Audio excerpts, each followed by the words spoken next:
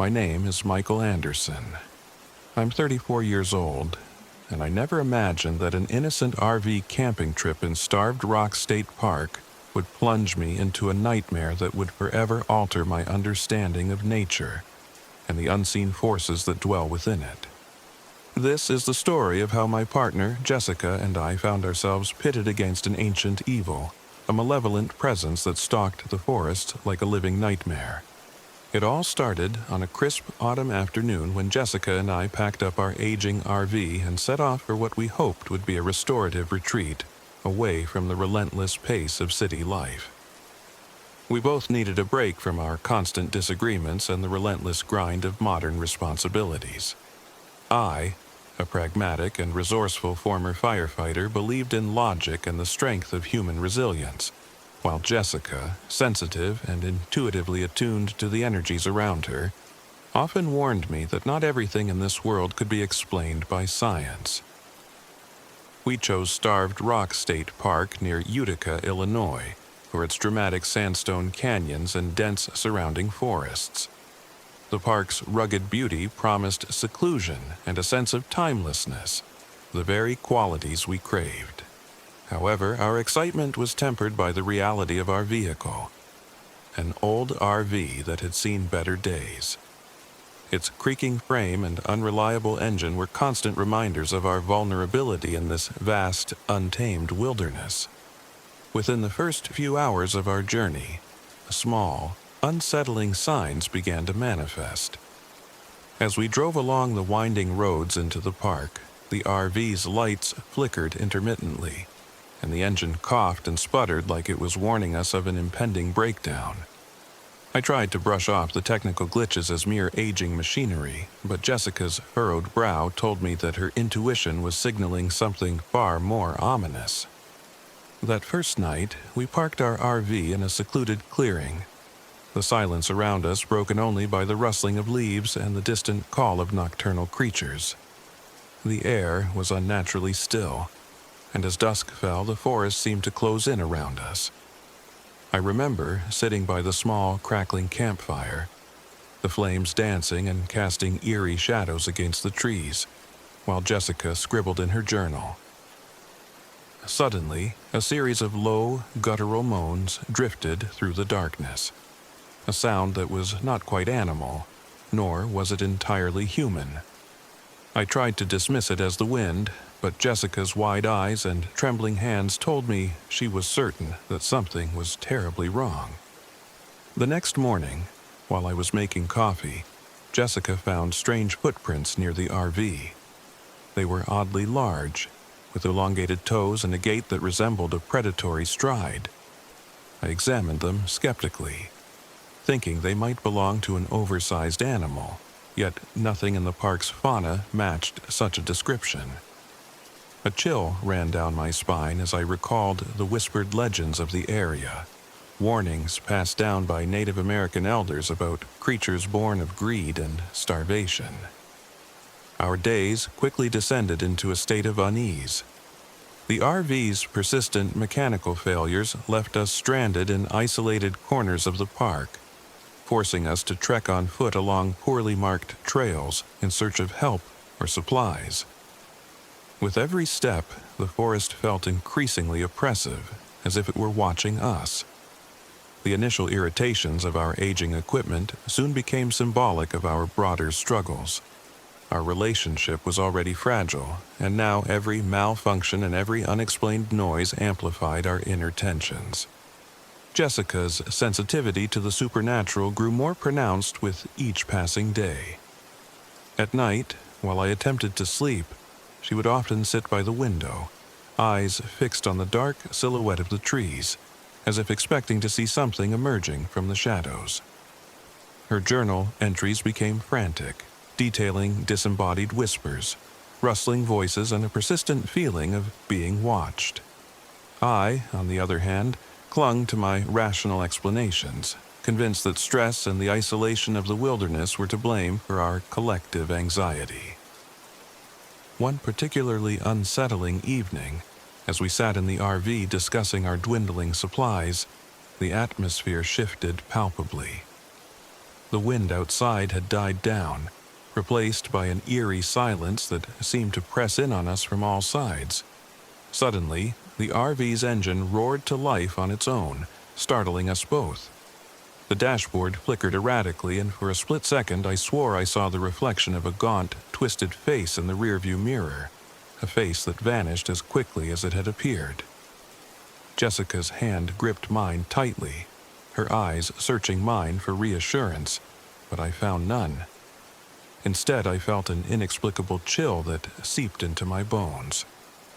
It wasn't long before our mounting fear attracted the attention of a local park ranger named Elijah Running Bear.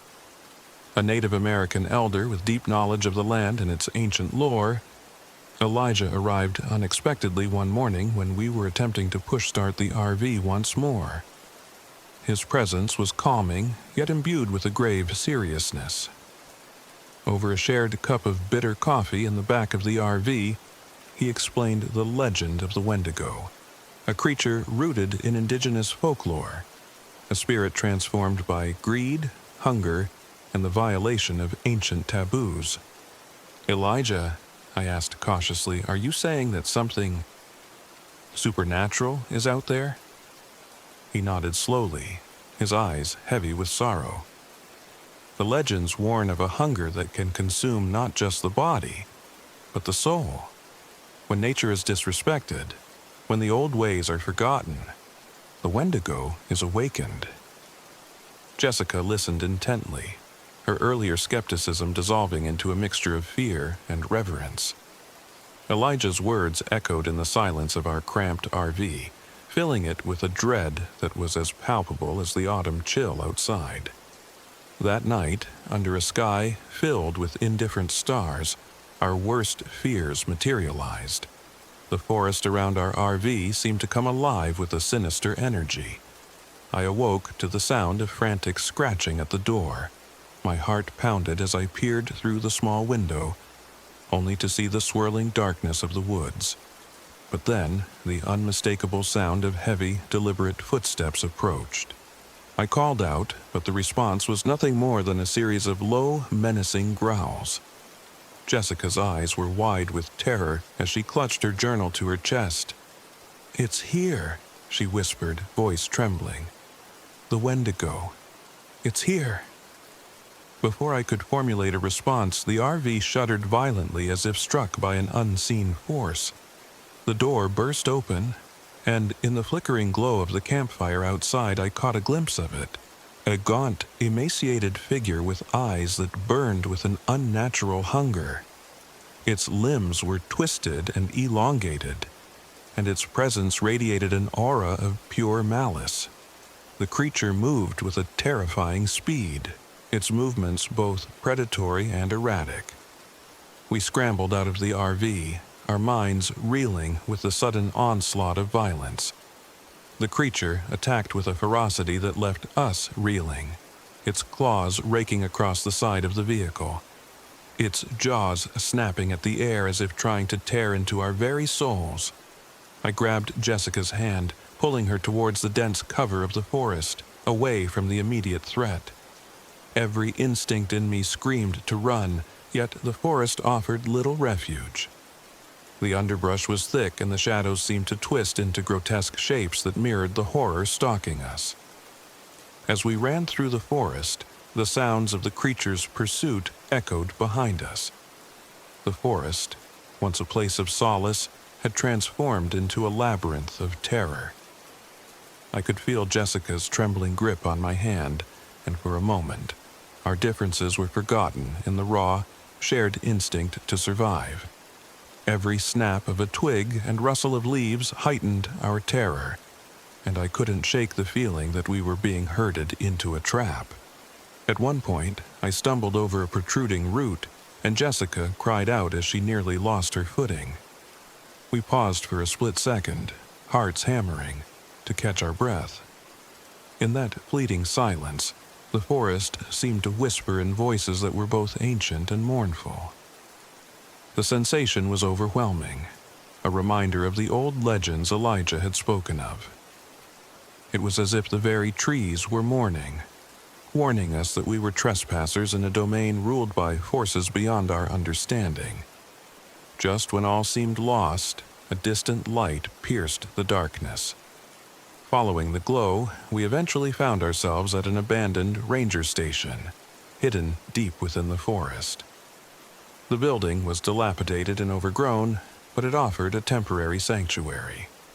There, we met Elijah Running Bear again, waiting for us with an expression that mixed relief and resignation.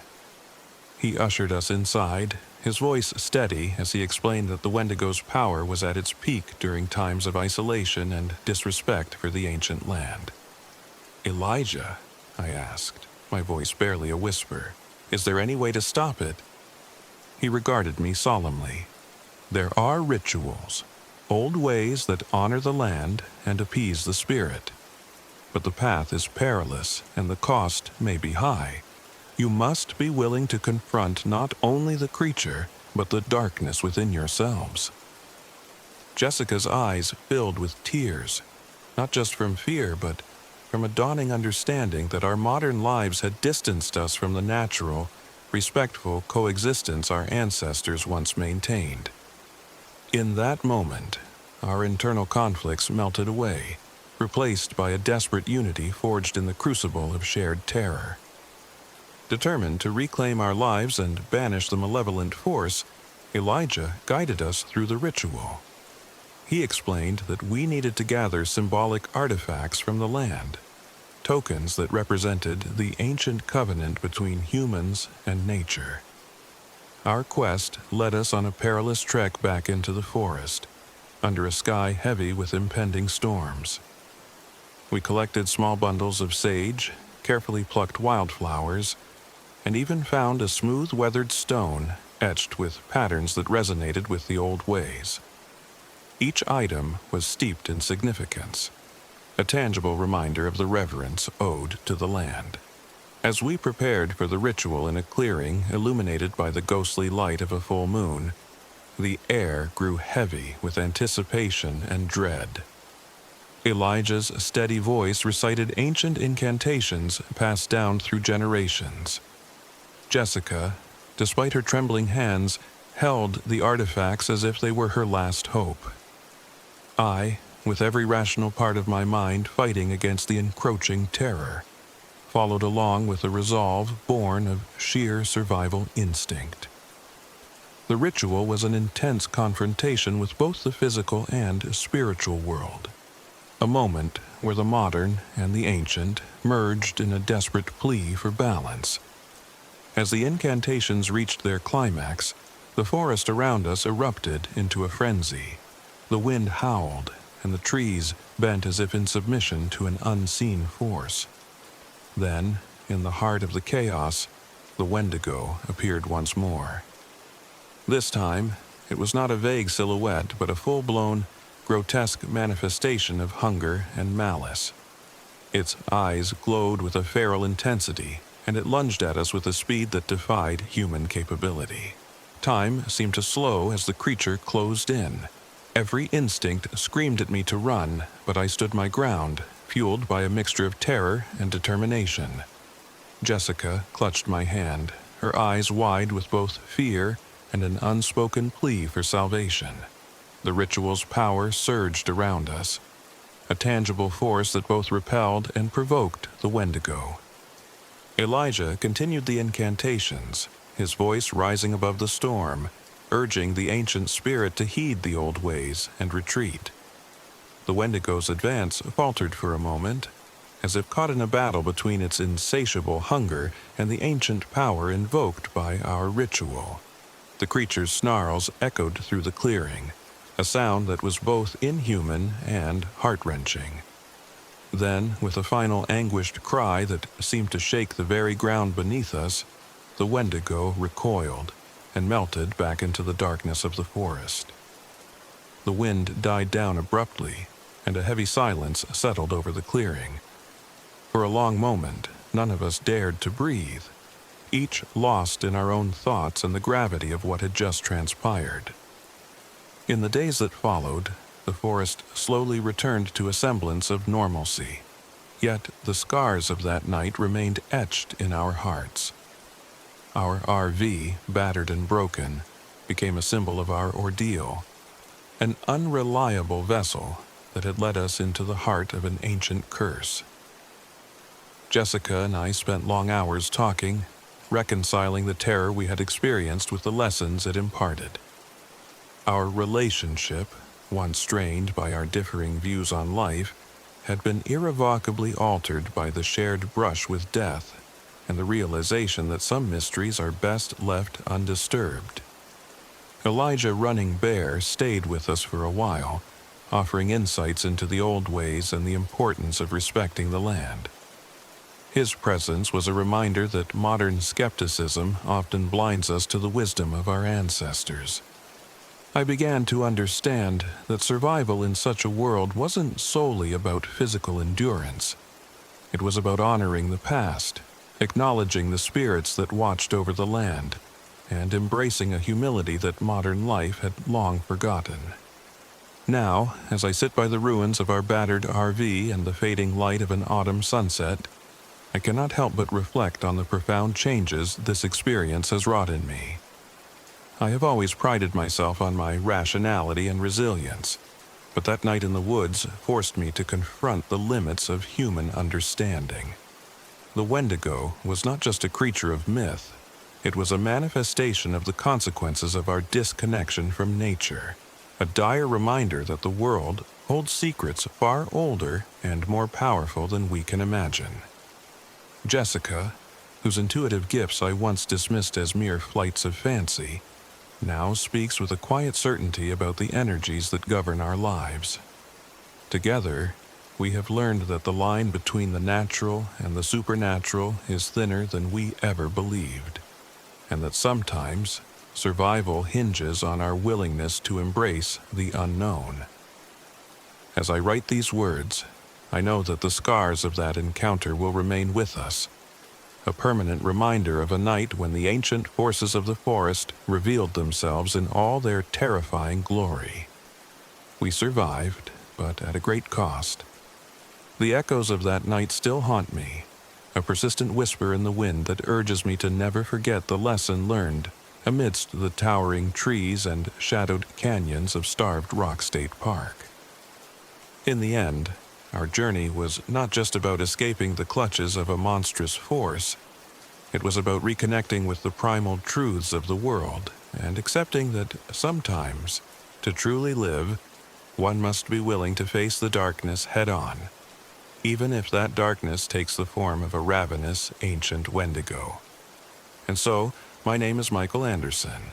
I'm 34 years old, and I carry the memory of that night with me every day. A reminder that even in our modern, rational lives, the old world still lingers in the corners of our existence, waiting to be acknowledged, respected, and, if necessary, confronted.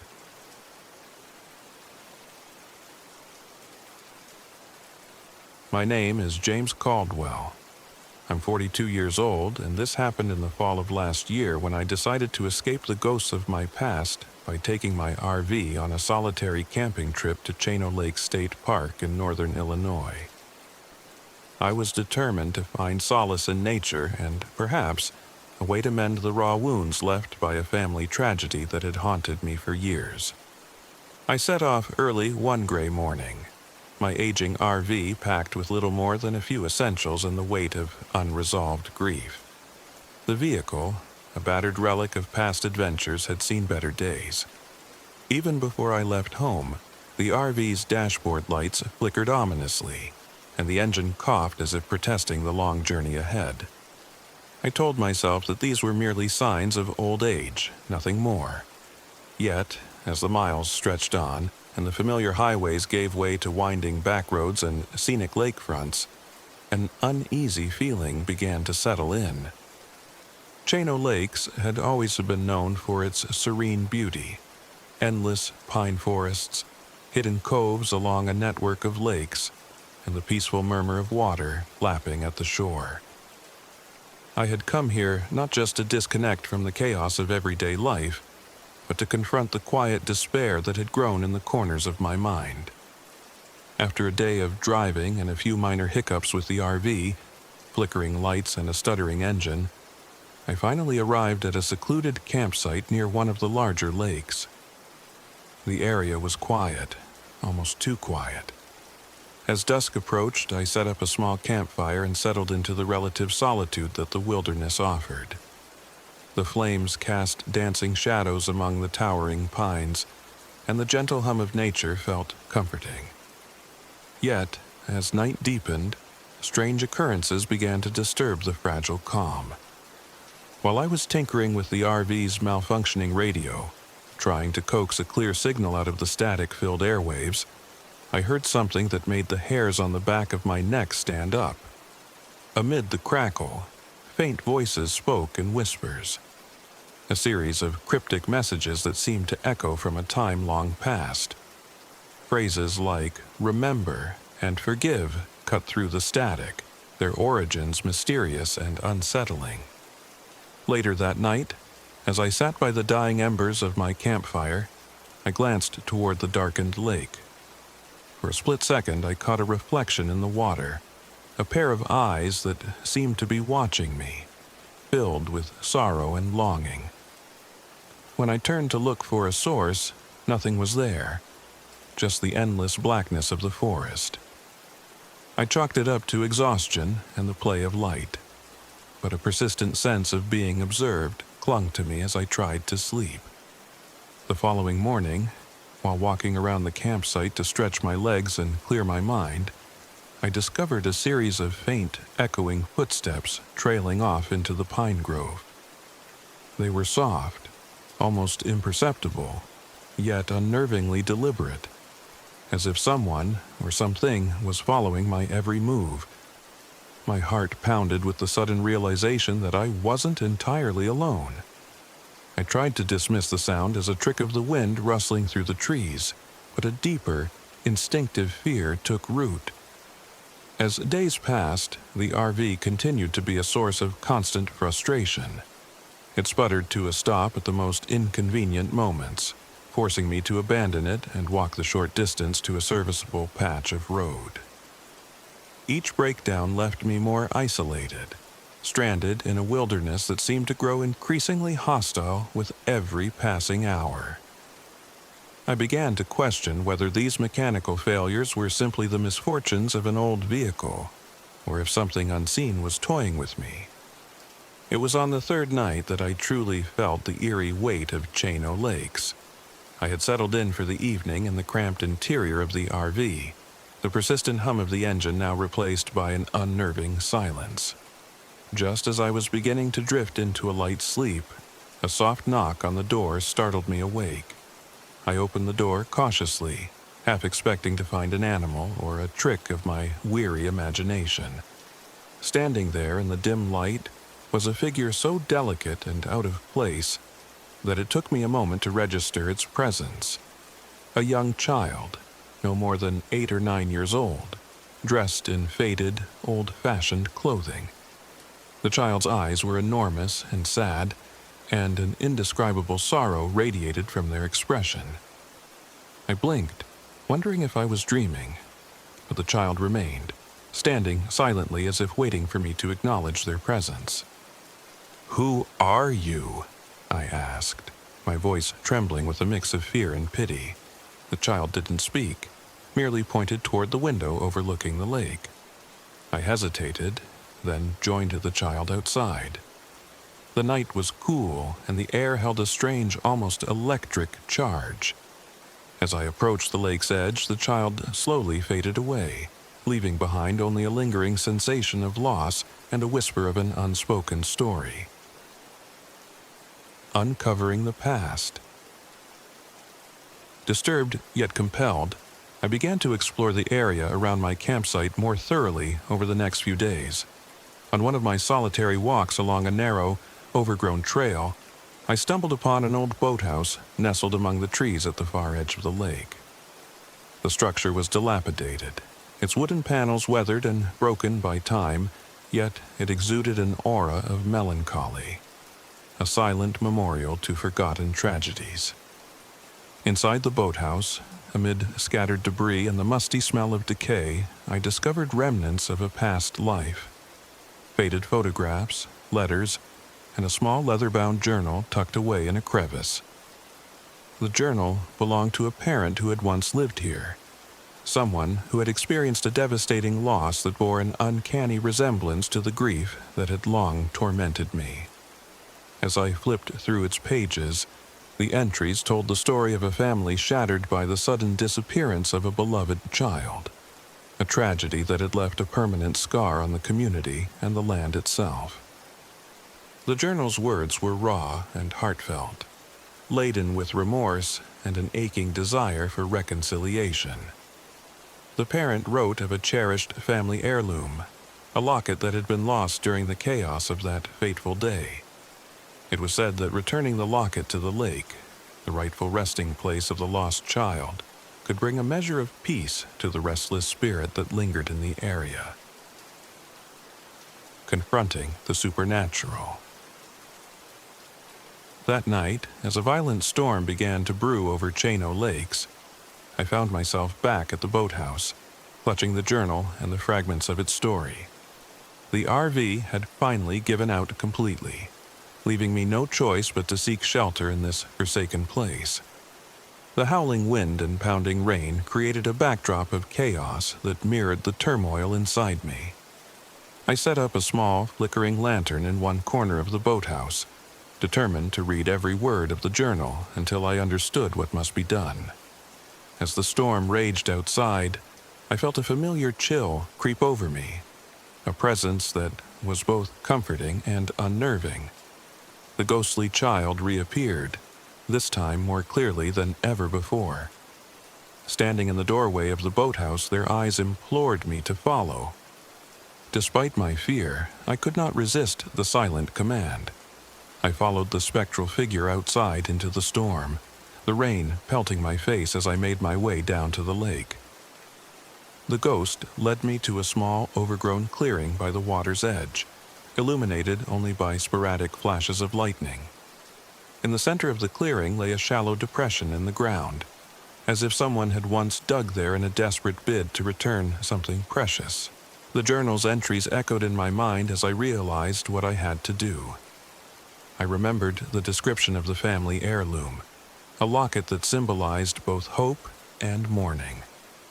My heart raced as I recalled that I had, among my few belongings, a small silver locket that had belonged to my late sister, a relic of a past that had haunted me ever since her untimely passing.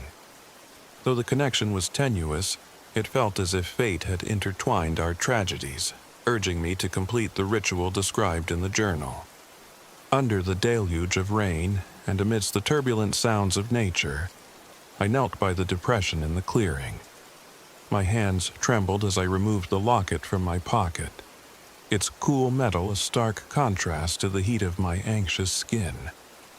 I whispered words of forgiveness and remembrance, words that I had long kept hidden in the deepest recesses of my soul. The journal had instructed me to place the heirloom in the depression and then recite a prayer of reconciliation, a plea for the spirit's release and the healing of past wounds. As I gently set the locket into the soft earth, the wind seemed to still for a moment, as if nature itself was holding its breath. I raised my eyes to the dark, swirling skies and began the prayer, my voice unsteady but resolute. Spirits of the past, I offer this token of love and loss. May you find peace in the sacred ground, and may I find solace in remembering that healing begins with forgiveness. For a long, heart-stopping moment, nothing happened. Then, as if in answer to my plea, a profound stillness enveloped the clearing. The relentless patter of the rain slowed to a gentle whisper, and the oppressive atmosphere that had burdened me for days lifted, replaced by an unexpected calm. The ghostly child appeared once more, their eyes soft and filled with gratitude, and then slowly faded away into the night. In the hours that followed, the storm subsided, leaving Chano Lakes in a hushed, almost sacred silence. I returned to the boathouse, my heart still pounding with the adrenaline of the night's events, but with a newfound sense of clarity and relief. The journal lay open on an old wooden table, its final entry reading like a benediction, that the lost would be remembered, and that only by confronting our grief can we ever hope to be truly free. The next morning, I set out on foot to assess the damage around my campsite. The RV, my once reliable refuge, was irreparably broken, a fitting metaphor for the fragmented state of my life. Yet, in its ruin, I saw the promise of a fresh start, a chance to rebuild, piece by piece, the parts of myself that had long been scattered by sorrow. I spent several days in that quiet wilderness, slowly regaining a sense of purpose. I revisited the lake often, sometimes simply to sit in silence, other times to watch the gentle lapping of the water that now seemed to hold secrets of its own. With each passing day, the memory of that stormy night and the spectral child became less of a terror and more of a reminder, a beacon that even in the darkest moments, there is a path toward healing. As I eventually left Chano Lakes State Park, the experience had reshaped me in ways I could hardly have imagined. I had come seeking an escape from a past filled with regret and sorrow, only to find that the only way forward was to confront that pain head-on. The ghost of the child, the echoing voices on the radio, the malfunctioning RV, all these eerie signs had been part of a larger tapestry woven from the threads of my own history. I now understand that the isolation I once craved was a double-edged sword. It can bring clarity and introspection, but it also forces you to face the parts of yourself that you might prefer to ignore. In the quiet moments by the lake, I learned that healing is not a process of forgetting, but one of remembering, of embracing every part of our past, both the beauty and the sorrow. The silver locket, now resting beneath the soft earth by the lake, symbolizes that delicate balance between loss and hope. I sometimes wonder if the spirit of the child found some measure of peace, and in doing so, helped me release the burden I had carried for so long. Whether or not the supernatural events were real in the physical sense, they served a greater purpose in my life, reminding me that even the most inexplicable encounters can lead to profound personal transformation. Months have passed since that fateful trip, and while the scars remain, they no longer define me. I've returned to the routines of daily life with a quieter heart and a deeper understanding of the interplay between past and present. The experience at Chano Lakes taught me that our personal ghosts need not be feared. Instead, they can guide us toward a fuller understanding of who we are. I now carry with me not only the memory of that haunting night, but also the realization that the path to healing is often paved with moments of raw vulnerability. In the stillness of the woods and the soft whisper of the lake, I found the courage to face my past and, in doing so, to reclaim my future. As I write these words, sitting in a modest apartment far from the wilderness but forever changed by it, I sometimes hear the faint echoes of that night. A child's soft laughter mingled with the rustle of pines, and I smile. It is a reminder that even in isolation, the universe finds a way to speak to us, urging us to remember, to forgive, and ultimately to heal. In retrospect, that solitary journey was not merely an escape from grief. It was a pilgrimage toward redemption. I left Chano Lakes with a heart unburdened by the weight of regret, and with the gentle knowledge that the past, no matter how painful, is an integral part of the story of our lives. My name is James Caldwell. I'm 42, and I have learned that sometimes the whispers in the pines are not harbingers of doom, but gentle guides leading us back to ourselves.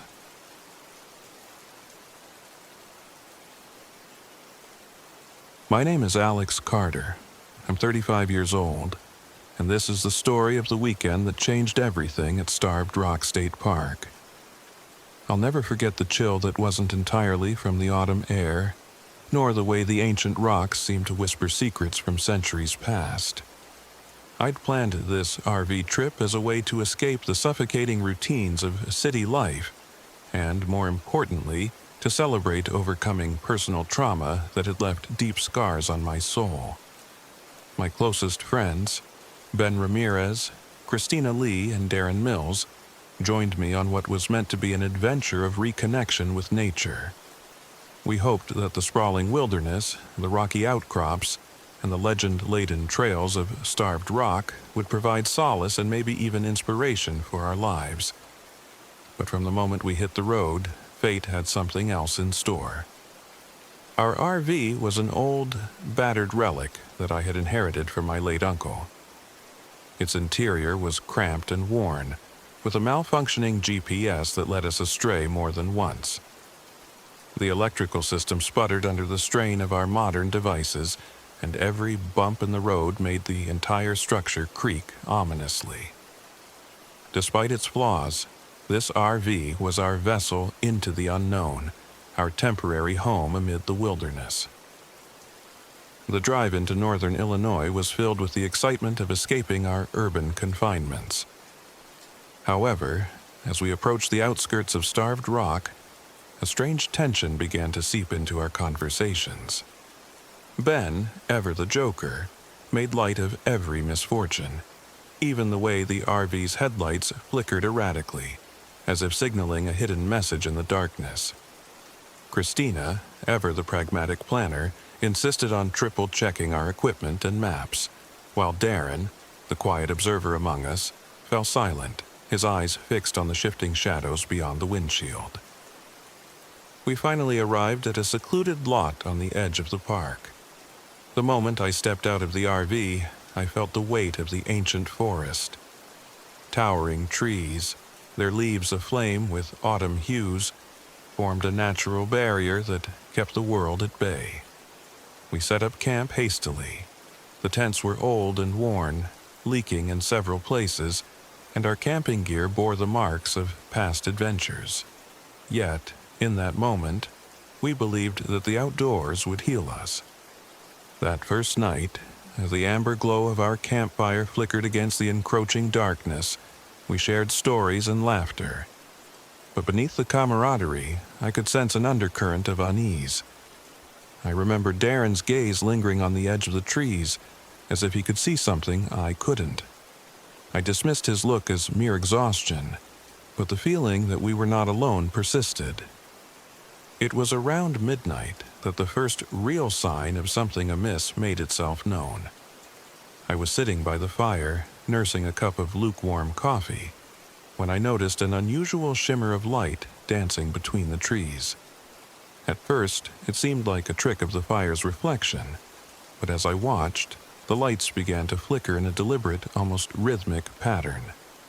I called out to Ben, whose usual humor gave way to a rare seriousness. "Did you see that?" I asked, my voice barely above a whisper. Ben shrugged, though I could tell the laughter was gone from his eyes. The night grew heavier, and a low, almost imperceptible moaning sound started to echo through the woods. It wasn't the sound of the wind or any animal I could recognize. It was as if the very earth was sighing in grief. The sound eventually merged with what I later realized were fragmented whispers, words I couldn't quite decipher but that hinted at lost names and ancient curses.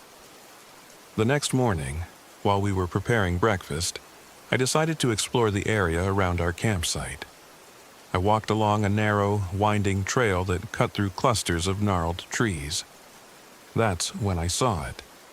A series of bizarre symbols crudely carved into the rock face of a large boulder. They weren't random. They had a deliberate pattern, almost ritualistic in their form. My heart pounded as I knelt to run my fingers over the rough surface, feeling the indentations that had been there for ages. Nearby, a small piece of withered, tattered fabric lay discarded as if dropped by someone in a hurry, a fabric that looked eerily similar to a woman's dress, its edges frayed by time and neglect. I rushed back to camp to share my discovery with Christina, Ben, and Darren. Christina's rational mind immediately began cataloging every detail, researching on her phone about local folklore. Ben tried to make a joke to break the tension, but his voice trembled as he laughed. Darren, however, was quiet, his eyes dark with apprehension. He muttered something about the witch that the park ranger had once mentioned. A vengeful spirit said to haunt these lands, exacting punishment on those who disturbed her domain. That evening, as the sky bruised into twilight, we encountered the park ranger. He was an older man with deeply lined features, and his eyes held the weight of countless untold stories. Over a shared cup of lukewarm coffee at a rustic diner near the park's entrance, he recounted chilling tales of a witch who had once roamed these woods. According to him, she had been a healer who was wronged by the local community, forced into exile and transformed by her bitter pain into a malevolent force.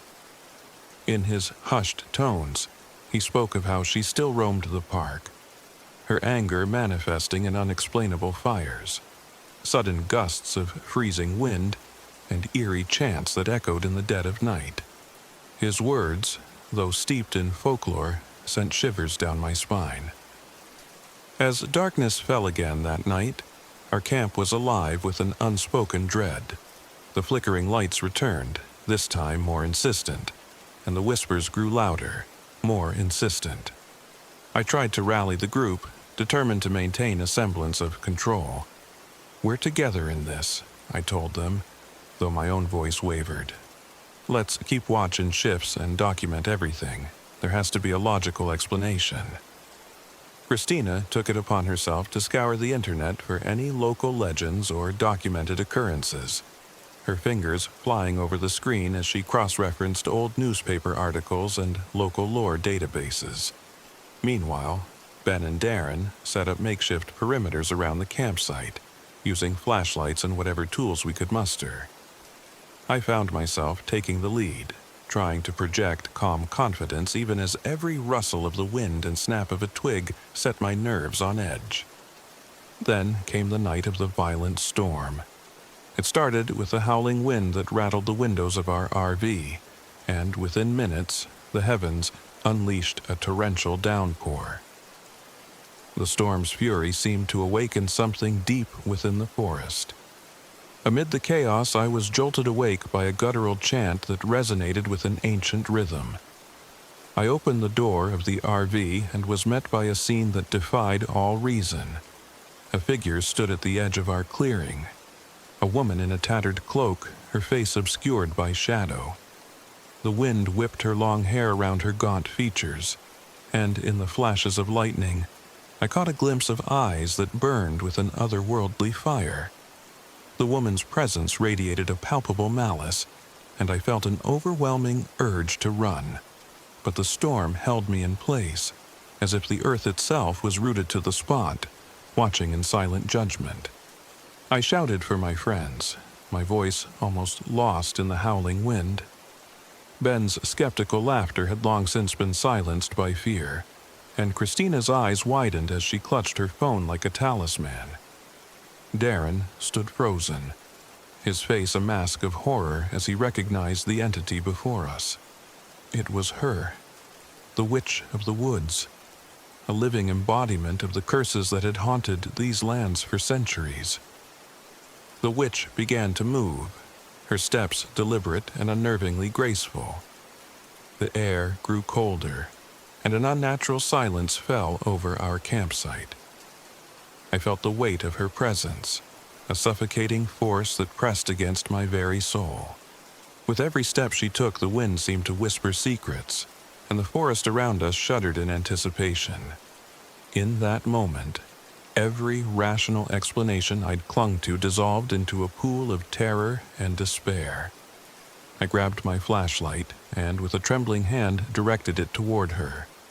The beam of light illuminated her face, a visage of twisted beauty and unimaginable sorrow. Her eyes met mine, and for a heartbeat I felt as if she was pleading for something, as if she was trapped in a cycle of vengeance and grief. But then her expression hardened, and the chant rose in a crescendo that drowned out even the raging storm. The witch raised her arms, and with a gust of wind that seemed to tear the very fabric of reality, she unleashed a surge of dark magic. Flames erupted in the distance, lighting up the night sky with a hellish glow. In the chaos that ensued, we scattered.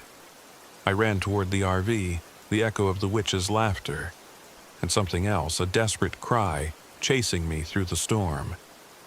Inside the RV, I slammed the door shut, my heart hammering in my chest. I could hear Christina frantically searching for something on her phone, and Ben's panicked shouts mixed with Darren's incoherent murmurs. The space felt claustrophobic, every shadow a potential threat. I tried to steady my breathing, knowing that we were trapped in a situation far beyond anything we could rationalize. As the storm raged outside, it seemed as if time itself had fractured. Minutes bled into hours as we huddled together in the RV, each of us grappling with our own terror. I took charge, ordering shifts to keep watch. Christina continued her frantic research, desperate to find a way to appease or repel the supernatural force we now faced. Ben's humor had long since vanished, replaced by a grim determination to survive. Darren, usually so soft-spoken, kept muttering warnings that his intuition had picked up subtle shifts in the witch's behavior. Then, as if the night itself had reached its climax, disaster struck. I was on watch when I heard a scream, an anguished cry that tore through the howling wind and shook the very foundations of our RV. I bolted from my post, adrenaline fueling my sprint through the rain-soaked darkness. I found Darren lying on the ground near a shattered window, blood seeping from a deep gash on his forehead. His eyes were wide with terror, and his voice, barely a whisper, told me that the witch had set a trap, a supernatural snare that had caught him off guard. I carried him back into the RV, my mind a chaotic mix of fear and guilt. Darren's condition deteriorated rapidly despite our desperate attempts to stop the bleeding. Christina and Ben did everything they could, but by the time the first light of dawn broke through the storm clouds, Darren had slipped away. His death shattered something within us, a realization that our intrusion into these cursed woods had exacted a price far greater than we had ever imagined. In the hours following the tragedy, the witch's presence seemed to wane, leaving behind a silence that was as heavy as the grief that now filled our hearts. We spent the day in a daze, packing our few belongings with trembling hands. Christina's research revealed scattered accounts of similar encounters, but none that provided any real solace or solutions. The local lore spoke of a cycle, a curse that could never truly be broken, only endured. The witch was not a vengeful spirit that could be reasoned with, but a force of nature, an embodiment of ancient wounds that had festered in the dark corners of the park for generations. We eventually made the decision to leave Starved Rock, our journey now marked by sorrow and a deep sense of foreboding. The RV rumbled down the winding roads, its faulty GPS still leading us off course at times, as if the very machine was trying to keep us tethered to the cursed land. Ben was silent, his usual sarcastic quips replaced by a somber introspection.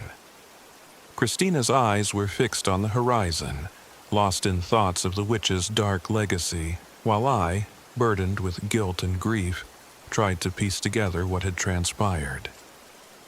Every mile we put between us and Starved Rock was a struggle against the memories that clung to us like a second skin. I replayed the night's events over and over in my mind, Darren's desperate eyes, the witch's haunting visage, the sound of that unearthly chant echoing in the storm. I questioned every decision we'd made, our insistence on braving the wilderness with an unreliable RV, our dismissal of the warnings embedded in local lore, and our own hubris in thinking we could conquer forces beyond our understanding. Weeks later, I find myself back in the quiet of my city apartment, the ghostly images of that cursed night lingering in my dreams. I still hear the witch's voice and the rustle of leaves and the hiss of wind, a reminder that some curses are never truly laid to rest. I often wonder if our intrusion had awakened something ancient, a malevolent force that now lies dormant, waiting for the next unwary soul to disturb its rest. In the end, I have come to accept that the wild, untamed beauty of nature is inseparable from its dark, mysterious undercurrents. Starved Rock taught me that isolation in the wilderness can strip away the comforts of rationality, exposing us to the raw, unfiltered power of the supernatural. We may leave the woods physically, but the memories, the terror, and the sorrow remain etched in our souls, a permanent reminder of the price we pay when we dare to disturb what should remain undisturbed. I still carry Darren's loss with me every day, a reminder of the fragility of our existence in the face of forces that defy explanation. Sometimes, when the wind howls through the city streets, I can't help but imagine that it's the witch's mournful call, a spectral lament for all that has been lost. And in those moments, I wonder if we ever truly escape the shadows that lurk at the edge of our reality, waiting patiently for the next time we venture too close. This is not just a story of an ill-fated camping trip. It's a testament to the enduring power of folklore and the mysteries that still dwell in our world. It's a warning to all who seek refuge in the beauty of nature. Be mindful of the legends that live in its depths, for some curses are as real as the ground beneath your feet. My name is Alex Carter, and I survived that night at Starved Rock with scars that time may never heal. As I look back on that fateful weekend, I realize that our desire to conquer the wild was met with the wild's own reminder, that nature holds secrets and powers far beyond our understanding, and that sometimes the only way to survive is to respect the darkness that dwells within its heart. And so I share this story not for the thrill of recounting horror, but as a solemn reminder that our world is layered with histories and forces that cannot be easily explained or controlled. There are places where legends come alive, where the line between myth and reality blurs, and where every shadow might be the specter of a vengeful past. In Starved Rock, I learned that the survival is not just about escaping danger. It's about acknowledging the ancient, enduring forces that shape our world and learning to live with the consequences of disturbing them. Even now, I can still see that figure in the storm, hear that chant in the dead of night, and feel the bitter chill of a presence that will haunt me forever. And every time I step into the wilderness, I carry Darren's memory with me, a silent vow to never forget the night when nature revealed its darkest secret.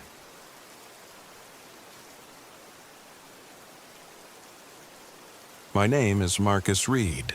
I'm 35 years old, and this happened in the autumn of 2023 at Starved Rock State Park in northern Illinois, a place as beautiful as it is steeped in haunting legends. I'd been carrying the weight of personal loss for years, my soul echoing with regrets that I could never quite escape. My fascination with local folklore, especially the eerie tales of a creature born from starvation and madness, had led me to plan an RV trip with my two closest friends, Tina Alvarez and Eli Turner. We craved an escape from the unrelenting pressures of urban life, hoping the wilderness would offer us solace, adventure, and perhaps even a chance to confront our deepest fears. We set out on a chilly Friday morning, our hearts light with anticipation and our minds already weaving possibilities of what the trip might reveal. I was the de facto leader, though I'd always been more introspective than assertive. Tina, age 32, was the spark of practicality and adventure, quick to dismiss superstitions but equally unafraid to challenge the status quo. Eli, at 28, balanced our dynamic with his humor and empathy, though he secretly harbored a deep-seated intuition about the unseen that we were about to encounter. The RV itself was a relic, a dependable yet aging machine with a temperamental battery and a heater that seemed to sputter just when we needed it most. Our journey began with a series of minor setbacks. An unexpected detour when the RV's electrical system cut out mid-highway, and a brief, panicked scramble when the navigation system led us astray on poorly marked roads. Despite these nuisances, we pressed onward, our spirits buoyed by camaraderie and the promise of a weekend in nature. Arriving at Starved Rock in the late afternoon, the park's rugged canyons and towering sandstone cliffs immediately captured my attention. I remember pulling into a small, secluded clearing where our RV would serve as both shelter and base camp. The first evening was calm, the sky a tapestry of oranges and purples as the sun set behind ancient rock formations. We shared light banter over a simple meal, but beneath our smiles lurked an unspoken tension, each of us quietly wrestling with personal demons and the uncertainties of what lay ahead. The first sign that something was not quite right came during a brief walk around the campsite. I was trailing a narrow path when I noticed strange carvings on an old oak tree. The symbols were primitive, spirals intertwined with jagged lines that resembled claw marks. I took a photo with my phone, my pulse quickening with both curiosity and a sense of foreboding. When I showed the image to Tina and Eli later that night, they exchanged uneasy glances, though neither voiced a definitive concern. I couldn't shake the feeling that the markings were a warning, a relic of rituals long forgotten, perhaps even a plea for help from spirits that had long been disturbed. That night, as the wind whispered through the trees and the RV's heater sputtered in protest, the silence was broken by low, rhythmic howls. I remember sitting in the dim light of our makeshift living room, listening intently as the sound ebbed and flowed like an otherworldly heartbeat. It was not the howl of any known animal, but something inhuman, blending the tones of both human agony and the wild call of nature. I lay awake, the howls punctuating my thoughts as shadows danced on the walls and the darkness outside grew dense and impenetrable. The next day, we set out to explore deeper into the park. Armed with outdated maps and an overabundance of excitement, we ventured along narrow trails that wound through dense forests and past towering rock formations. The deeper we went, the more the forest seemed to close in around us, its silence punctuated by distant, unidentifiable sounds. At one point, while we were navigating a particularly tight bend near a cliff, the RV's battery inexplicably drained, and the engine sputtered before dying entirely. Stranded on a dusty forest road with the RV's lights dimming, we quickly realized that our equipment was as unreliable as our own assumptions about the safety of the wild. Group tensions began to flare. I found myself locked in a silent struggle with my own obsessions, my curiosity about the local lore versus the need to prioritize our safety. Tina's pragmatic nature clashed with my increasingly reckless determination to uncover the truth behind the legends. "Marcus, we need to think straight," she'd say, her tone edged with frustration as she attempted to repair the RV's failing systems with a set of tools that looked too modern for this ancient machine. Eli, ever the mediator, would try to diffuse our arguments with humor, yet even his light-hearted jabs couldn't fully mask the unease that had begun to take root among us. That evening, as darkness descended once more, the eerie sensations multiplied. We had managed to get the RV's engine running again, but not without a series of unexplained electrical glitches. Just as I was about to start the heater again, the dashboard flickered and then went completely dark. In the ensuing silence, a deep, guttural laugh echoed from somewhere in the forest, a sound that chilled me to the bone. It was as if the very earth itself had taken on a malevolent presence. I peered out the window and caught a fleeting glimpse of a gaunt figure lurking among the trees, its movements deliberate and unnervingly silent. I tried to point it out to Tina and Eli, but when I repeated my observation, they only saw the benign sway of branches in the wind.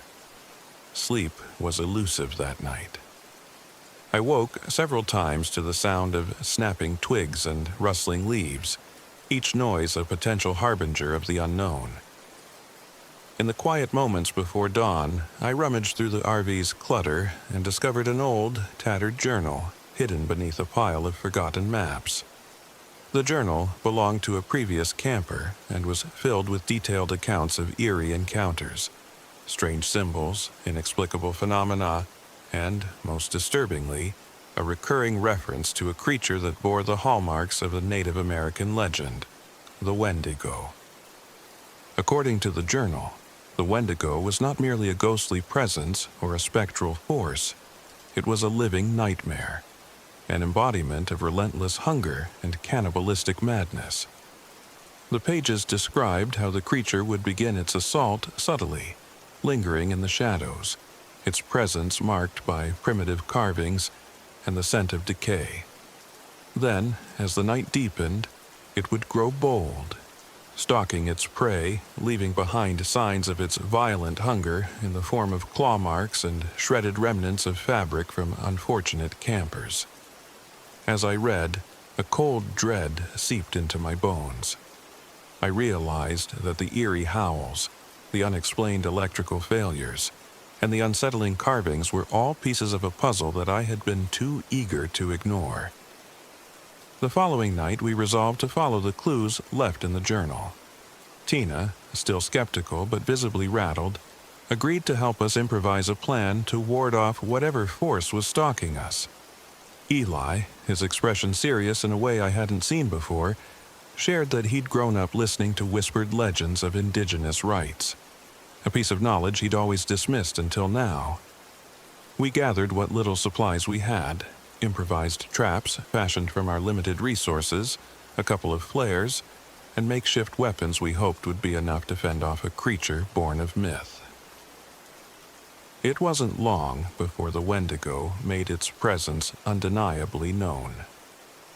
In the deep hours of the night, as a dense fog rolled in from the woods, the RV's lights flickered and then died, plunging us into a stifling darkness. I remember hearing Tina's quiet scream, a sound that shattered the fragile calm we had managed to muster.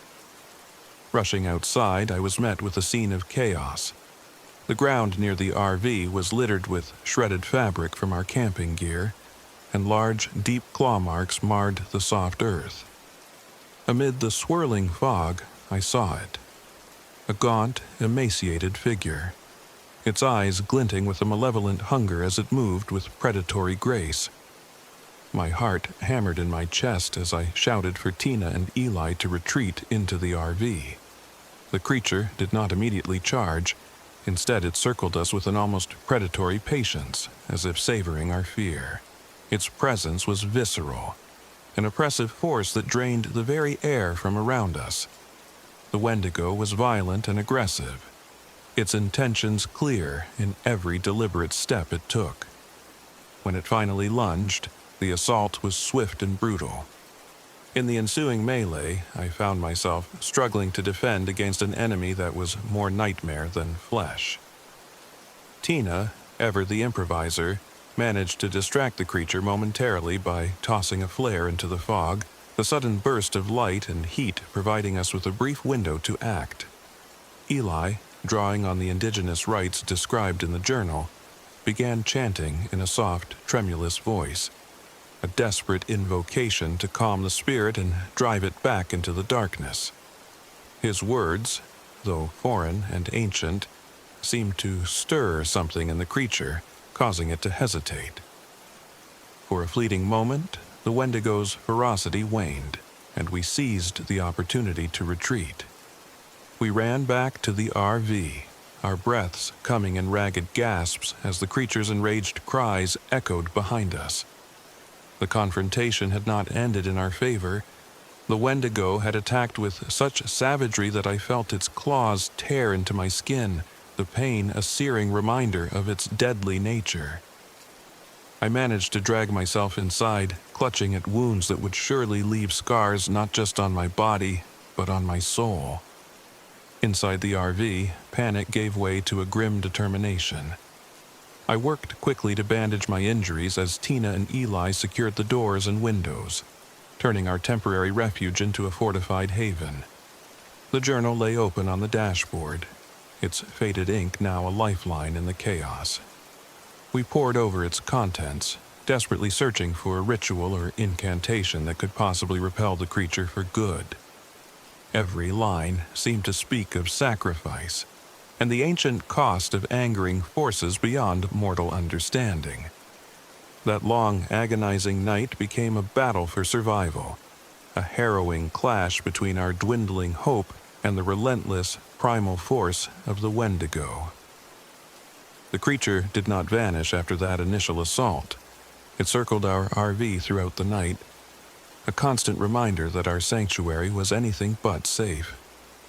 Occasionally, I would catch a glimpse of its emaciated silhouette pressed against the window, its eyes burning with a predatory light that promised retribution. Each time, the sight stirred in me a cocktail of terror and determination, a resolve to survive despite the mounting odds. As dawn began to break, the creature's presence gradually receded, leaving behind an eerie stillness that was almost more unsettling than its violent outbursts. Exhausted, battered, and with our numbers diminished by the loss of one dear friend during the earlier attack, we knew that the forest had claimed its toll. We had faced an entity born of ancient hunger, a wendigo not content to simply haunt, but one that actively sought to claim life as its price. In the aftermath, we spent several agonizing days trapped in the wilderness, forced to reckon with both the physical injuries and the emotional scars left by our ordeal. Tina's pragmatic exterior had given way to a wary respect for forces beyond human control, while Eli's quiet superstitions transformed into a resolute belief in the power of ancient rites. I, too, found my perspective irrevocably altered. The introspection that once served as my refuge now became a lens through which I saw the delicate balance between nature and the supernatural, a balance we had inadvertently disturbed.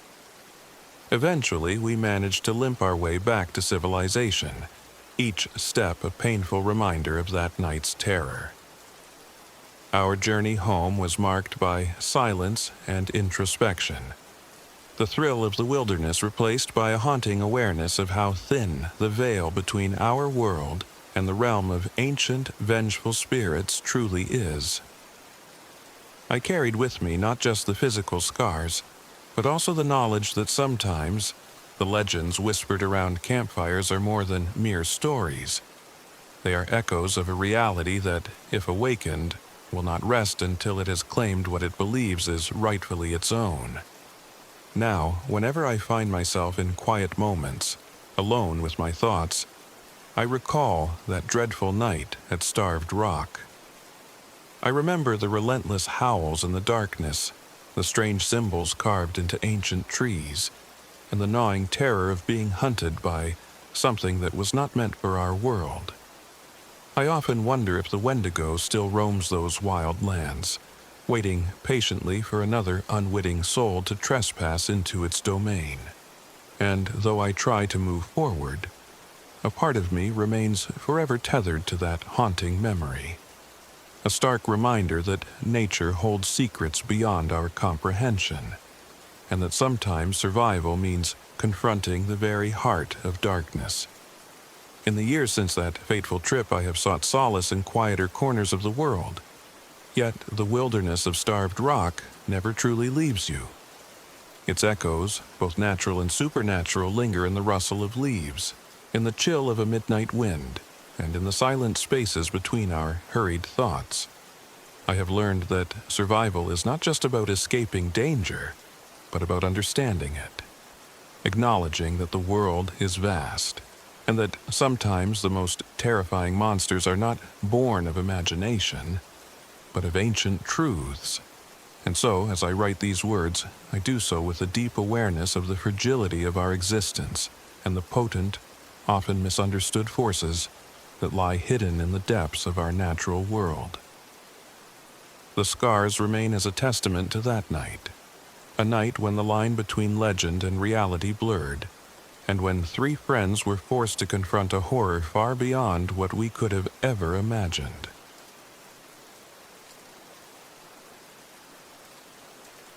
My name is David King.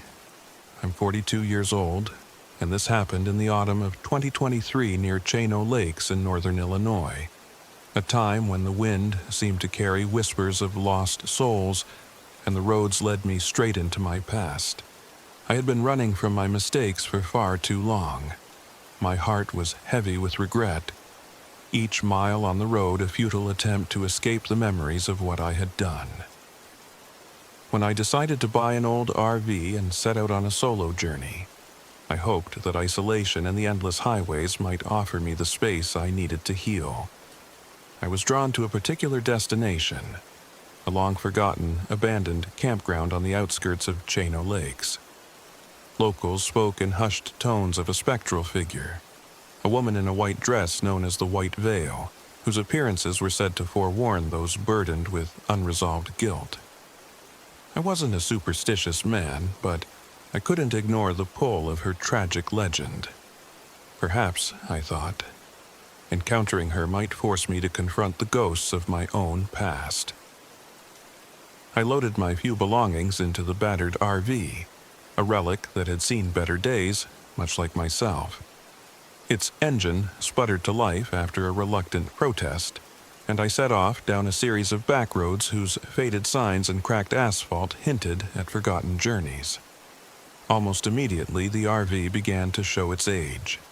The electrical system flickered sporadically, and the heater, crucial in the crisp autumn air, stuttered in and out. I chalked it up to an aging machine and my own overactive imagination, both in need of repair. The drive was long and solitary.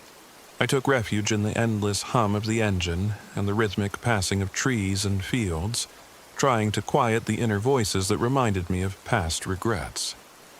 My mind wandered back to choices I had made, failed relationships, opportunities squandered, and the heavy guilt that now shadowed every step I took. Each mile I covered felt like an act of penance, an attempt to outrun the memories that clung to me like a second skin. After several hours on winding, scarcely lit roads, I finally reached the area near Chino Lakes. The landscape was both eerie and enchanting, a juxtaposition of shimmering water, dense woodlands, and abandoned relics of what once was a thriving community of campers. I parked the RV at a derelict site, its overgrown grass and rusted remnants of old signs hinting at a history steeped in sorrow and mystery. My first night was restless. As I settled into the cramped interior of the RV, the temperature inside plummeted, despite my best efforts to coax the heater into cooperation. I wrapped myself in a tattered blanket and tried to sleep, but the silence outside was unsettling. Every creak of the RV and every gust of wind through the cracks in the walls made my heart race. I couldn't shake the feeling that I was not alone. At some point in the early hours before dawn, I awoke to a soft, persistent sound, a rustling, like the gentle swish of fabric against the wind. I sat up, peering into the dark. The RV's interior was bathed in a weak, flickering light from a malfunctioning bulb, and I strained my eyes to see any movement. At the far end of the small cabin, near the window, I thought I saw a flash of white. I blinked hard, convincing myself it was just a trick of the light or a stray piece of cloth blown by the wind. But deep in my gut, I knew that something was off. The next morning, with the sun barely rising, I decided to explore the area. I left the safety of the RV, my footsteps echoing on the damp, dew-laden grass. As I walked along a narrow trail bordered by overgrown bushes and gnarled trees, I stumbled upon something that made my blood run cold. A small, silver locket lying abandoned on the ground. Its surface was tarnished with age, but in the dim light I could just make out a faded photograph of a young woman in a white dress. I picked it up gingerly, the cool metal sending shivers up my arm. On the back, almost erased by time, were initials I couldn't decipher. It felt as though I had unwittingly taken a piece of someone's tragic history with me. I returned to the RV, the locket clutched tightly in my hand, and found a derelict signpost nearby. The sign, half swallowed by ivy and rust, pointed to White Vale Campground, with a faded warning in peeling letters. Beware the sorrow of the lost. The words hit me like a blow. The local legends were not just stories to entertain campfire audiences. They were a somber reality etched into the very landscape. As the day wore on, the RV's unreliable nature began to mirror the turmoil inside me. The electrical system once again faltered, plunging the cabin into intermittent darkness that seemed to swallow up time and space. I couldn't help but feel that the malfunction was symbolic, a reflection of my fragmented state of mind. The chill that crept into the RV was no longer just a physical discomfort. It was as if the cold was seeping into my soul, awakening memories I had long tried to bury. That evening, as dusk bled into night, an unusual stillness fell over the campground. I sat on the creaking steps of the RV, wrapped in a heavy jacket, staring out at the encroaching darkness.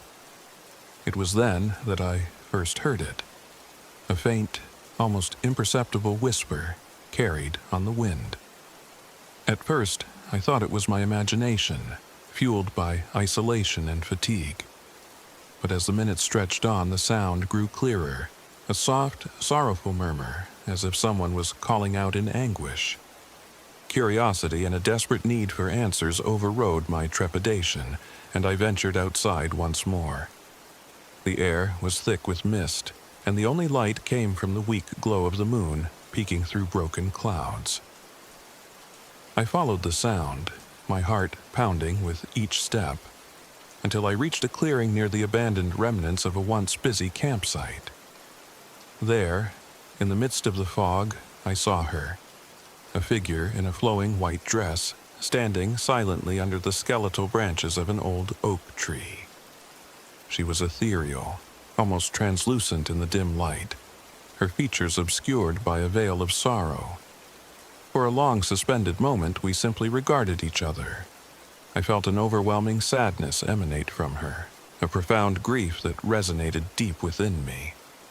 I wanted to speak, to ask who she was and what had brought her to this forsaken place, but the words caught in my throat. Instead, I could only watch as she slowly drifted away, her form blending into the mist as though she were part of it.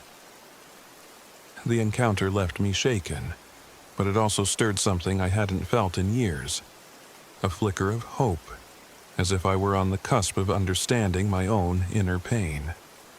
Determined to unravel the mystery, I returned to the RV and began scouring old maps and local records. In the process, I found a battered, dog-eared newspaper clipping tucked away in a drawer. It recounted the tragic story of a young woman whose life had been cut short under mysterious circumstances at the very campsite I now found myself near. The details were sketchy, and her identity remained elusive. But one thing was clear. She had been known as the White Veil, a spectral presence doomed to roam the grounds, seeking absolution or perhaps offering it. That night, a violent storm erupted with little warning. Rain pounded the RV and the wind howled like a chorus of lost souls. The tempest was relentless, battering the old vehicle until its already fragile electrical system sputtered completely and went dark. I sat huddled inside, the roar of the storm mingling with the rapid beating of my heart, feeling utterly isolated in the pitch black. Every flash of lightning briefly illuminated the interior, casting eerie, shifting shadows that made the RV seem less like a refuge and more like a trap. In the midst of the storm's fury, I heard a sound that made me freeze, a clear, heart-wrenching sob that cut through the roar of the wind. It wasn't the wind at all, but a cry of despair.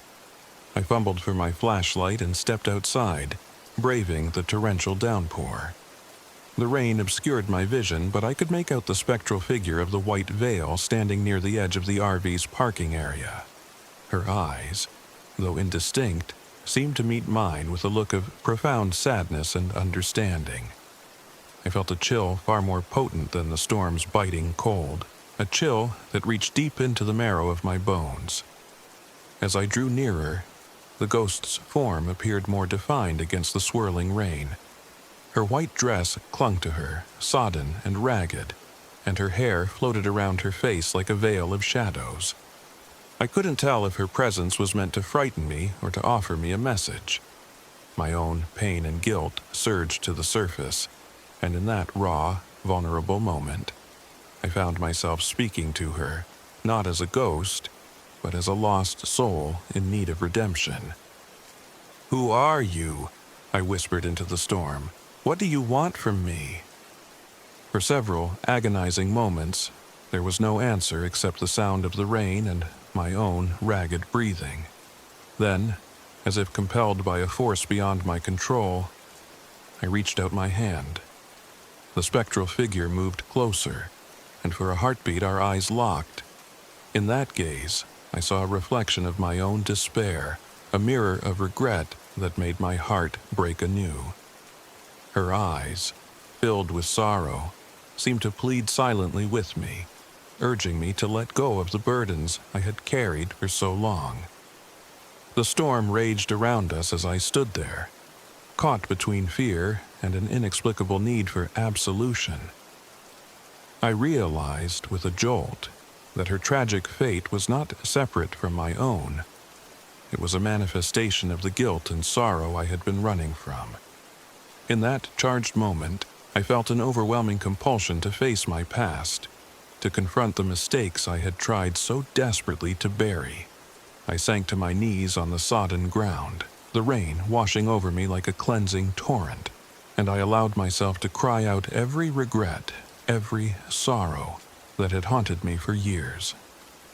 The ghost's presence was steady and comforting, her sorrowful eyes never leaving mine.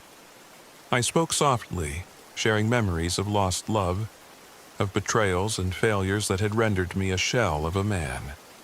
I spoke of nights spent in restless torment, of the relentless inner voices that kept me awake. And as I spoke, I felt a gradual release, a weight lifting from my chest, as if the act of confessing my guilt to this spectral witness was the first step toward healing. For what felt like an eternity, I poured out my heart beneath the furious storm. The white veil never moved, never wavered in her silent vigil. Instead, she seemed to absorb my pain, her expression softening as though she were offering forgiveness.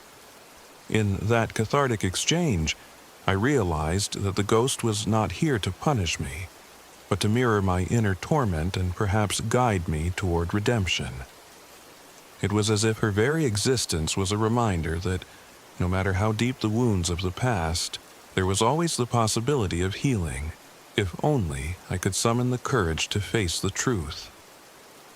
Slowly, the storm began to subside, the wind easing and the relentless downpour tapering off into a gentle patter. The RV's lights flickered back to life, as if responding to the newfound calm in the air.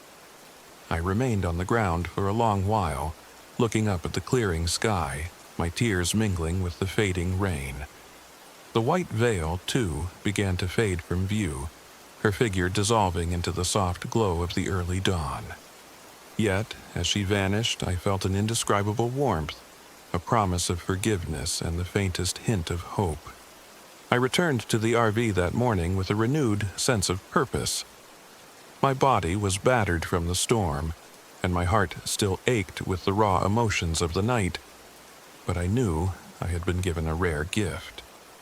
The encounter with the white veil had forced me to confront my inner demons, and in doing so, had set me on a path to redemption.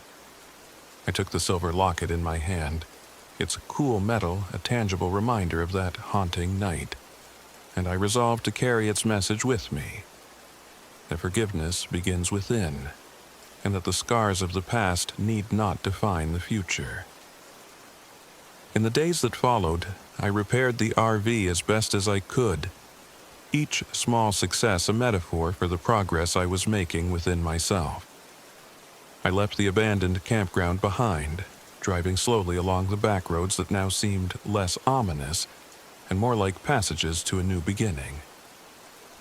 The ghost of the White Veil lingered in my memories, a bittersweet echo of the night when I finally allowed myself to grieve and to hope again. Even now, as I reflect on that fateful journey, I understand that the true supernatural occurrence was not in the form of a vengeful spirit or a malevolent force, but in the inexplicable convergence of fate and forgiveness. The White Veil was not a harbinger of doom.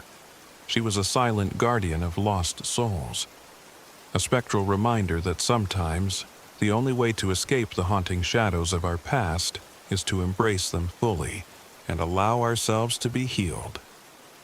My journey along those lonely back roads taught me that the road to redemption is as unpredictable as the weather, as winding as the trails through ancient forests, and as fragile as the delicate light of dawn after a long, stormy night.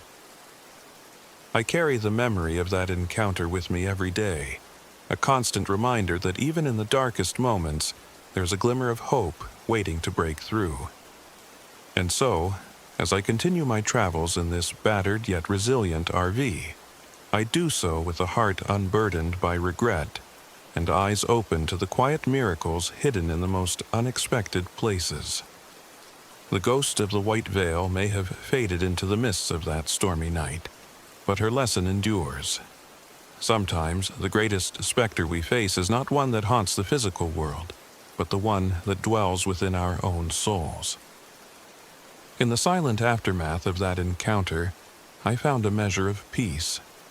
I learned that confronting the shadows of my past was not an act of surrender, but a courageous step toward reclaiming the life I had nearly lost. And every time I catch a glimpse of a white figure in the periphery of my vision on a lonely night, I no longer feel fear, but rather I feel gratitude for the chance to live, to change, and to forgive. Thus, my journey continues, not as an escape from my past, but as a mindful pilgrimage toward redemption, guided by the soft, enduring light of hope that once shone in the eyes of a ghostly woman in a white dress.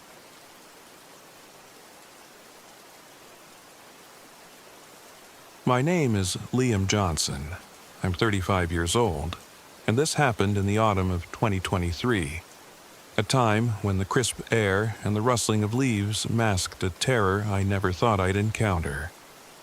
I had long carried the weight of my troubled past like a faded scar, a constant reminder of battles both internal and external. That inner darkness had driven me to seek solace in the wilderness, away from the clamor of modern life.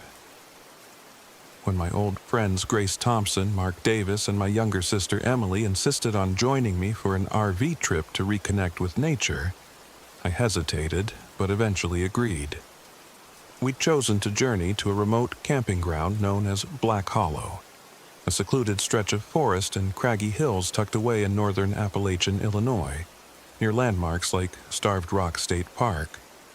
We hoped that the isolation and rugged beauty of the area would help us heal old wounds and build new memories.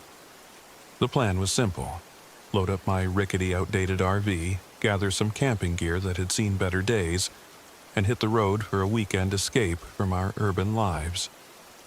Scout, my loyal dog, was our constant companion on the trip. His keen senses had saved us from minor scrapes before, and I trusted him implicitly.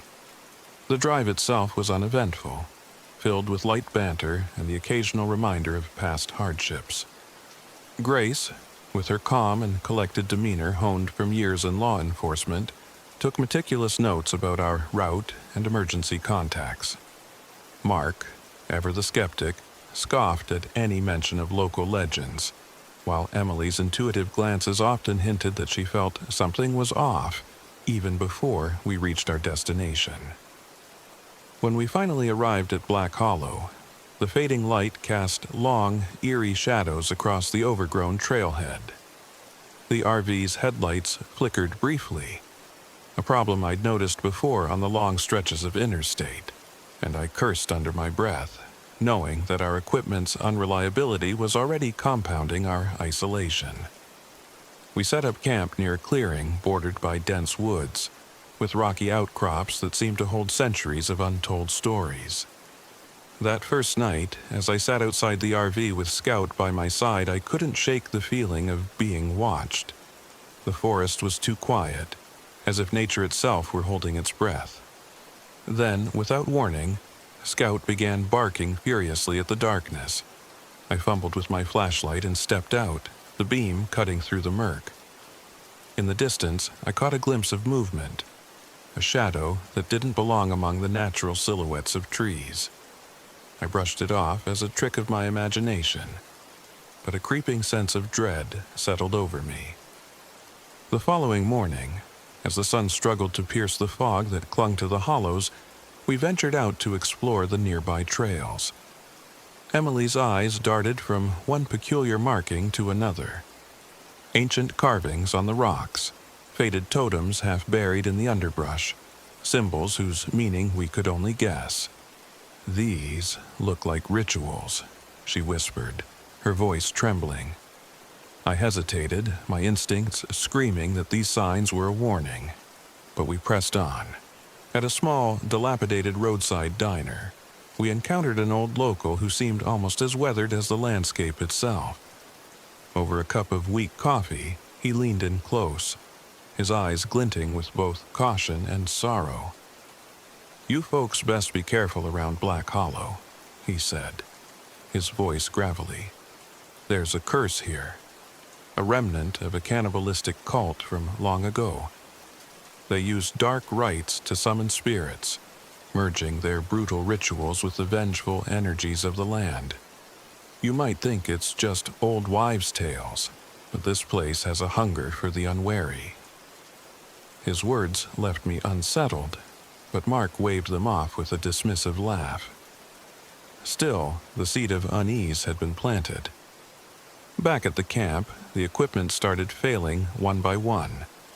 The RV's radio emitted only static despite our frantic attempts to tune in, and even the portable generator sputtered, leaving us in intermittent darkness.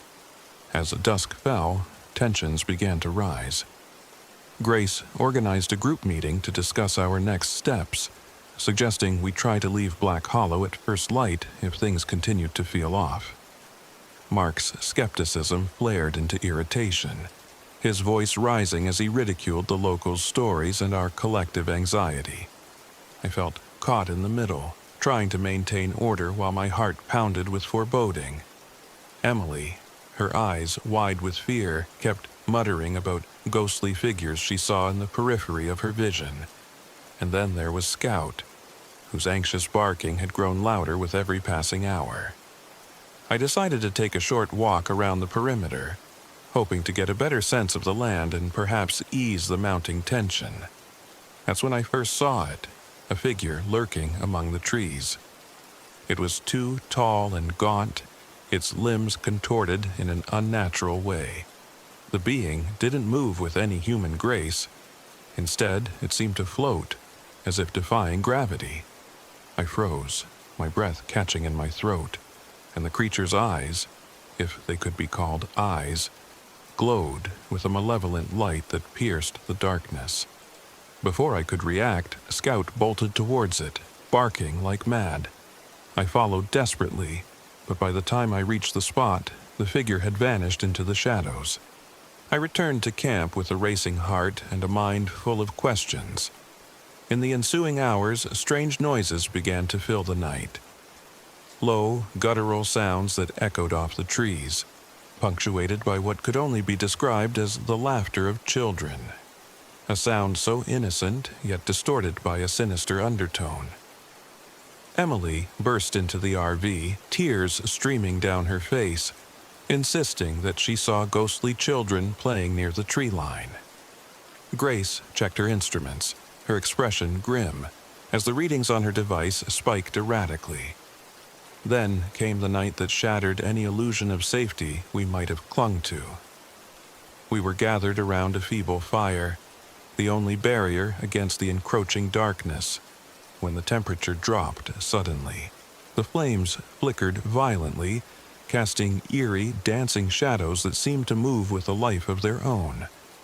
Out of the cold, black forest emerged a figure that resembled nothing human, a patchwork of distorted features, with an almost skeletal frame and eyes that burned with an otherworldly fury.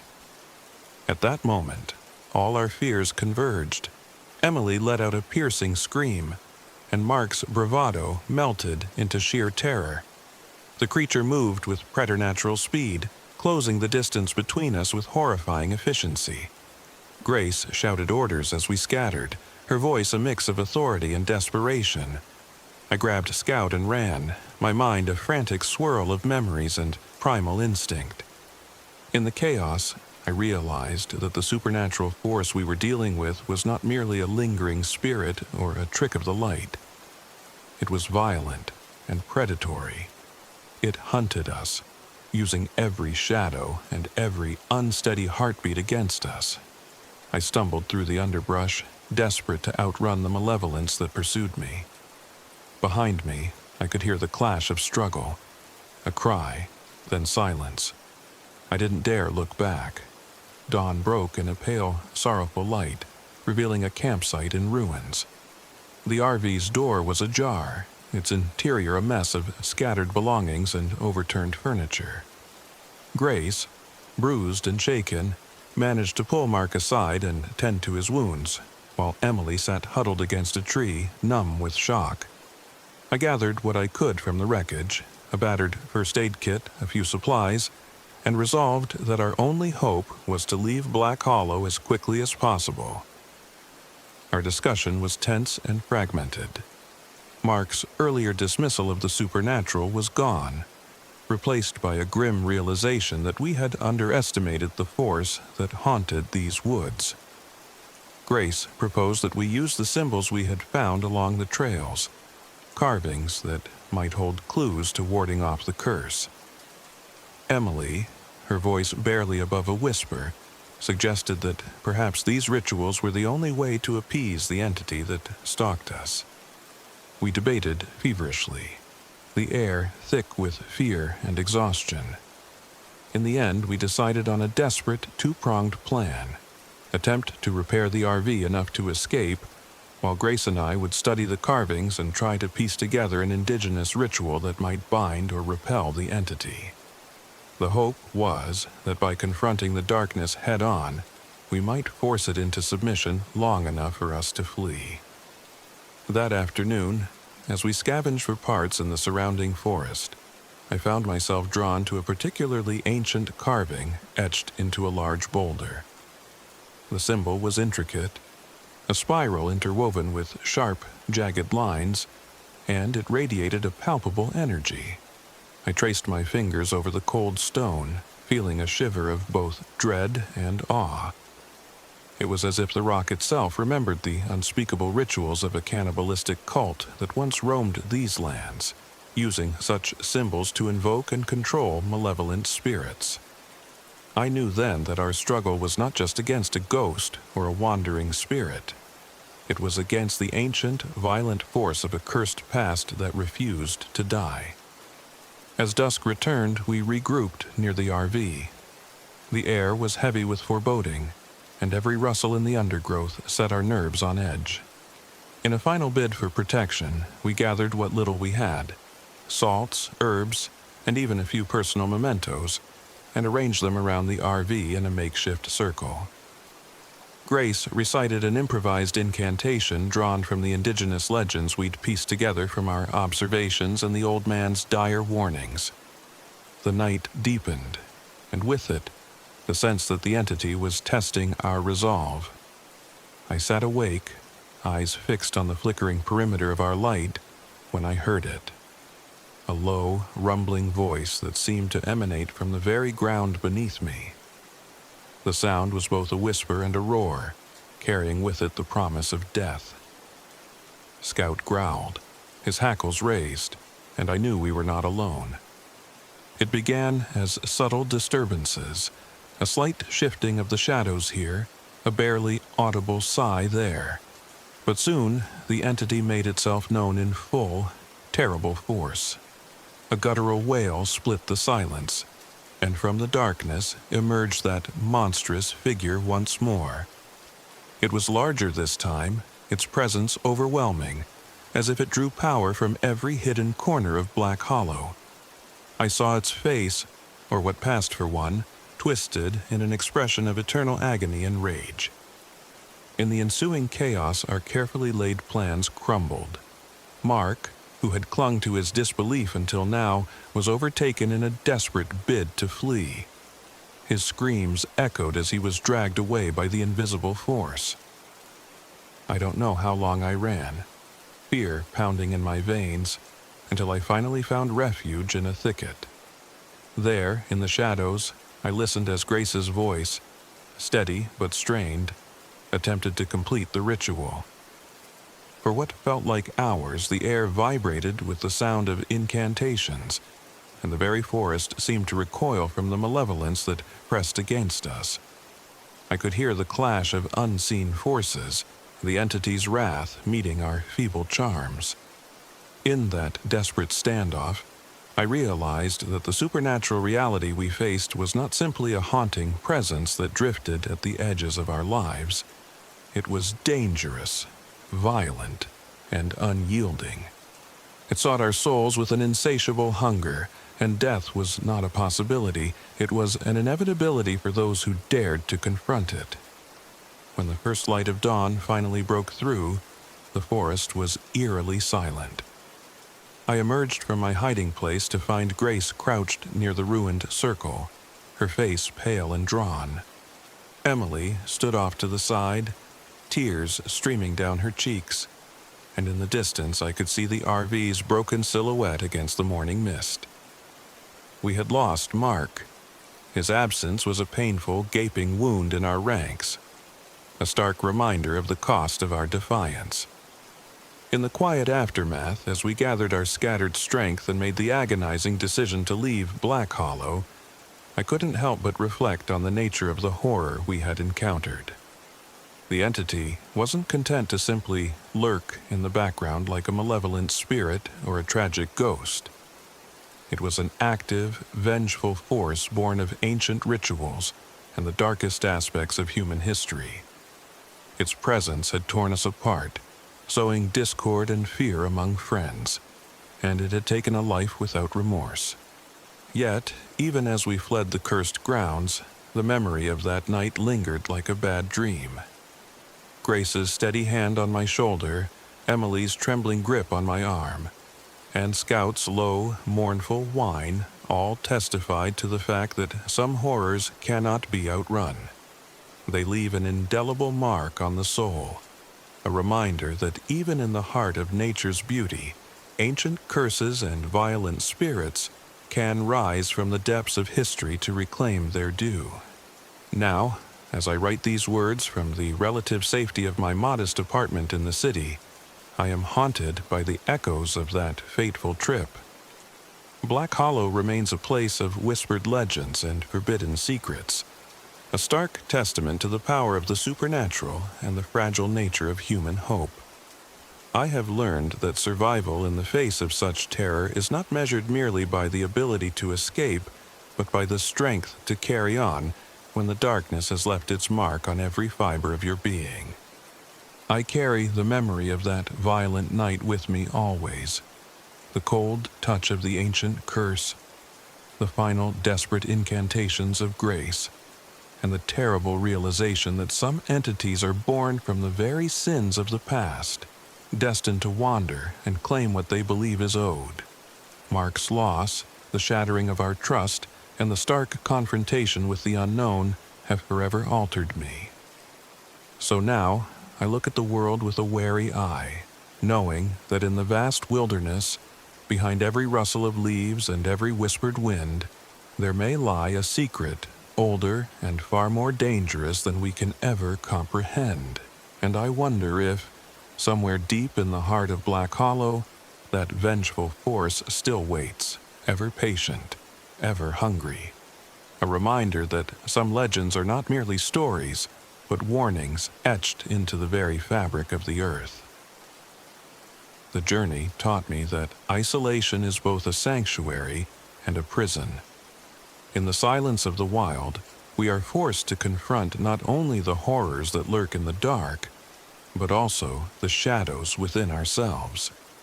And while I continue to search for solace, I know that Black Hollow, with its cursed past and spectral denizens, will always be a part of me, a dark echo in a world that sometimes seems too ordinary to contain such extraordinary terror.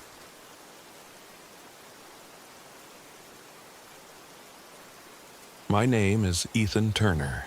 I'm 42 years old, and this happened in the autumn of 2023, a season when the fading warmth of summer gives way to long, introspective nights and the quiet, sometimes unsettling solitude of the wilderness.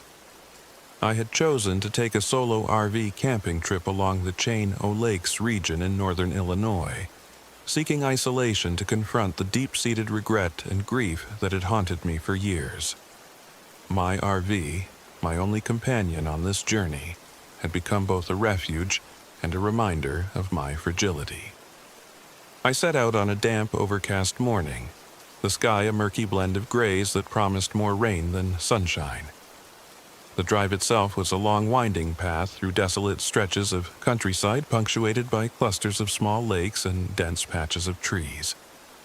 The more I drove, the more the world outside seemed to shrink, leaving me with only the rumble of my aging RV engine and the occasional sputter of failing electronics to keep me company. From the moment I pulled into the Chain O' Lakes campground, an inexplicable heaviness settled in my chest.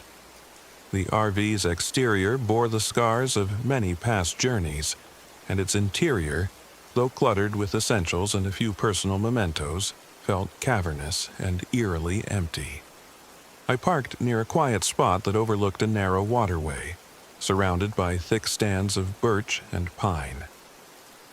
The silence was almost absolute, broken only by the distant call of a loon and the occasional rustle of leaves. That first night, as I prepared a simple meal on the RV's portable stove, I couldn't help but notice that even the electronic clock on the dashboard seemed off.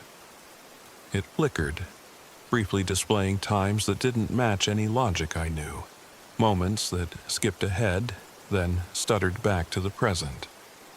I chalked it up to the RV's well-worn wiring and the chill in the air, but a small seed of unease was planted deep within me.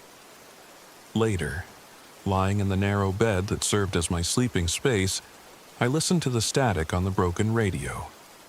Amid the hiss, I thought I could make out the soft, disembodied whispers that sounded unnervingly like my own inner voice.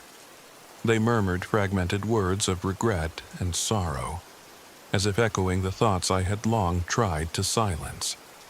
I tossed and turned, feeling as though the shadows in the corners of the RV were alive, waiting to tell secrets I was not meant to hear. The following morning, after a fitful sleep, I decided to explore the area on foot. I grabbed my flashlight and stepped out into the cool, misty air. The ground was damp beneath my boots, and every step stirred up memories I'd rather forget. Wandering along an overgrown trail, I began to notice strange symbols carved into the bark of an ancient oak. They were intricate and interwoven with patterns that reminded me of indigenous markings, symbols of sorrow, lament, and something darker that lurked just beyond understanding. A short distance further, near a cluster of large boulders, I discovered an old, leather-bound journal wedged in a crevice. Its pages were brittle with age, and the ink, though faded, told the tragic tale of a woman who had once been betrayed by those she loved. The entries detailed how she was left to die in these very woods, her anguish and vengeance now said to haunt the area. As I read her sorrowful words, a chill swept over me.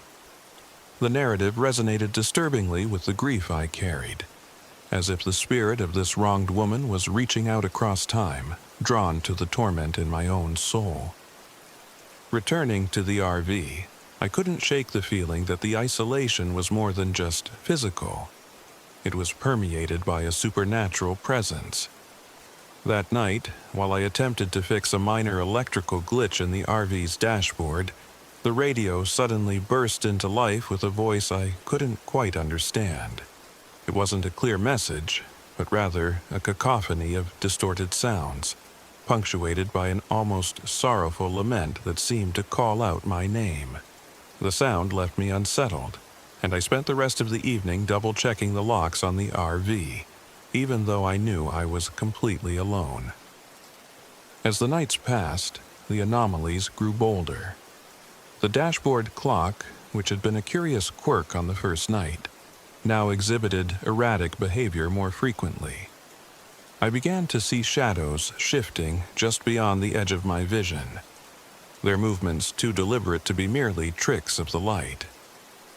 I often caught a fleeting glimpse of what looked like a figure.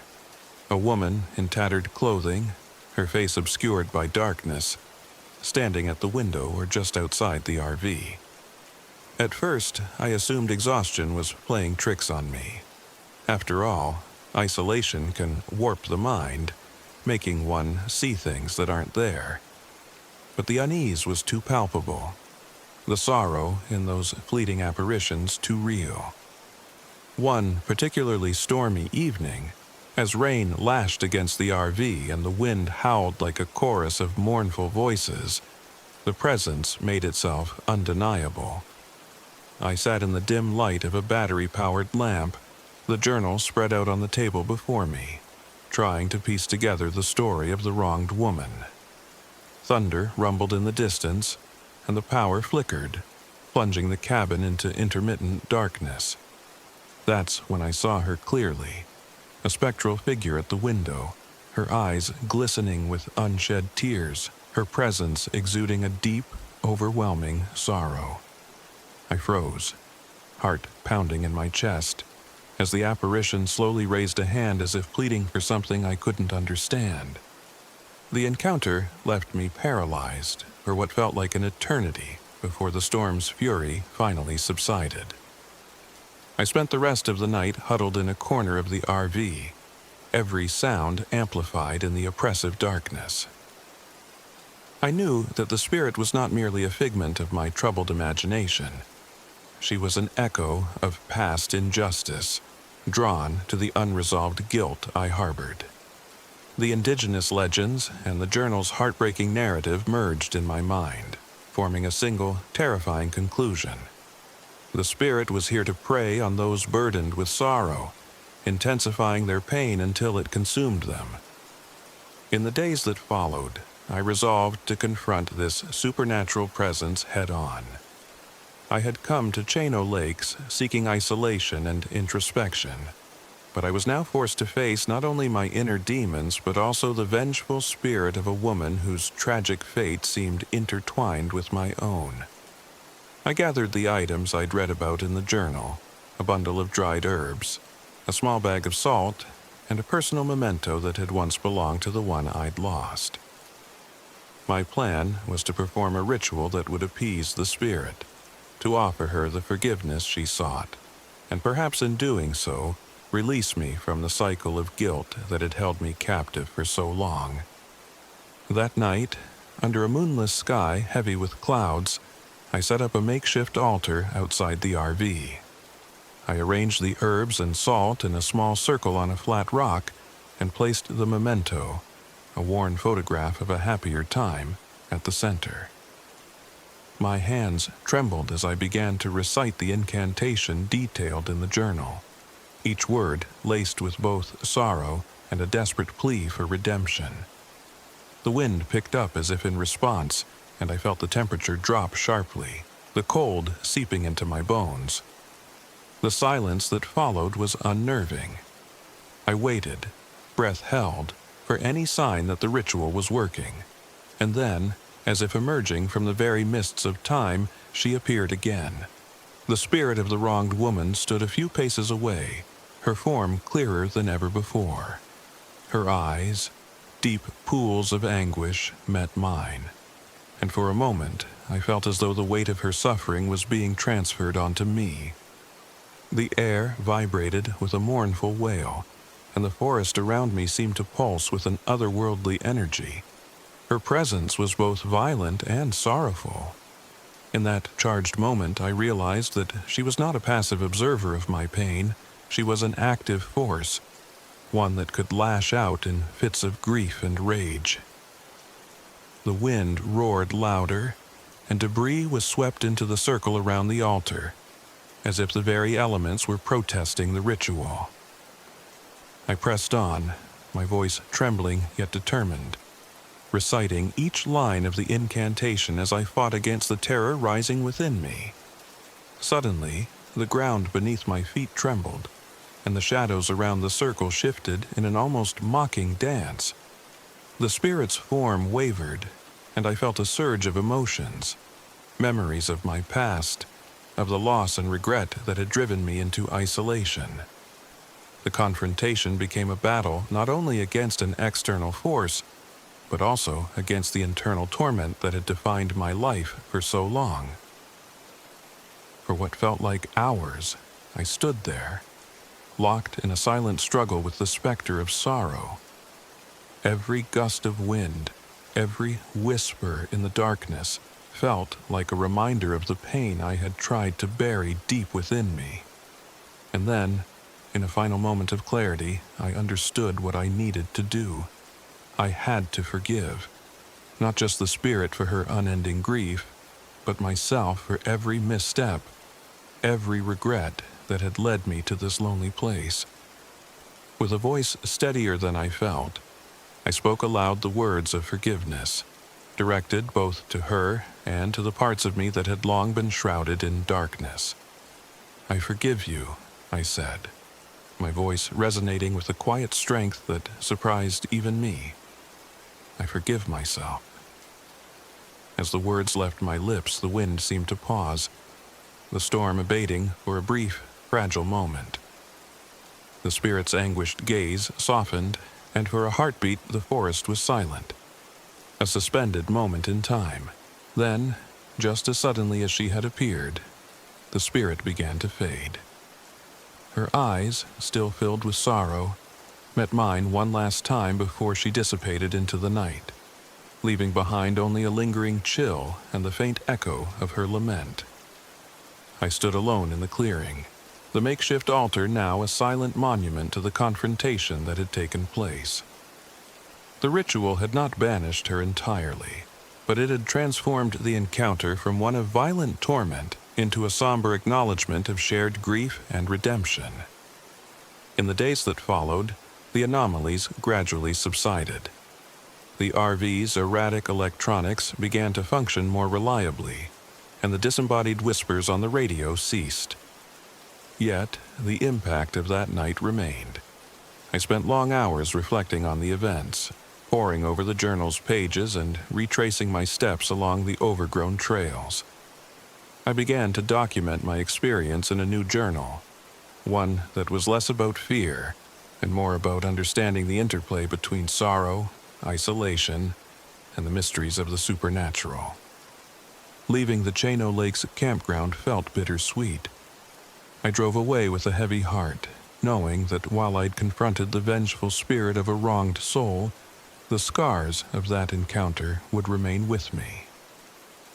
The journey had forced me to face the darkness within, an inner landscape fraught with regret, grief, and the echoes of a past that I could never fully escape.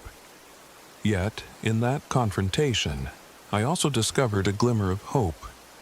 Forgiveness, both given and received, had a way of softening even the sharpest edges of pain. Now, as I write these words from the sanctuary of my home, the memory of that moonless night remains vivid, a reminder that isolation can be both a prison and a path to healing. The spirit of the wronged woman may still wander the fringes of my dreams, a spectral echo of sorrow and redemption, but I have learned that facing one's inner demons can lead to a form of peace that transcends the boundaries of the physical world. I realize now that the supernatural is not always an external terror. Sometimes, it is the personification of our own deepest regrets and sorrows. In the quiet, reflective moments of solitude, I can still hear the faint murmur of the wind, as if whispering that even in the darkest corners of isolation, forgiveness can be found, and with it, the possibility of moving forward. My journey along the Chain o' Lakes was not just an escape from the noise of the world, but a pilgrimage into the heart of my own pain, a confrontation with a spirit that mirrored the sorrow I had long carried. And so I continue on, forever changed by the experience, with the understanding that sometimes the most profound battles are fought within the soul. The wilderness, with all its haunting beauty and mysterious echoes, taught me that even in isolation, we are never truly alone. Our past, our grief, and the remnants of ancient sorrow accompany us, shaping who we are and guiding us toward a redemption that is as elusive as it is essential. Even now, when I catch a glimpse of a shadow at the corner of my eye or hear a whisper in the stillness of the night, I no longer tremble in fear. Instead, I listen, I reflect, and I remember the night when I faced a spirit born of sorrow, and in doing so, learned to forgive.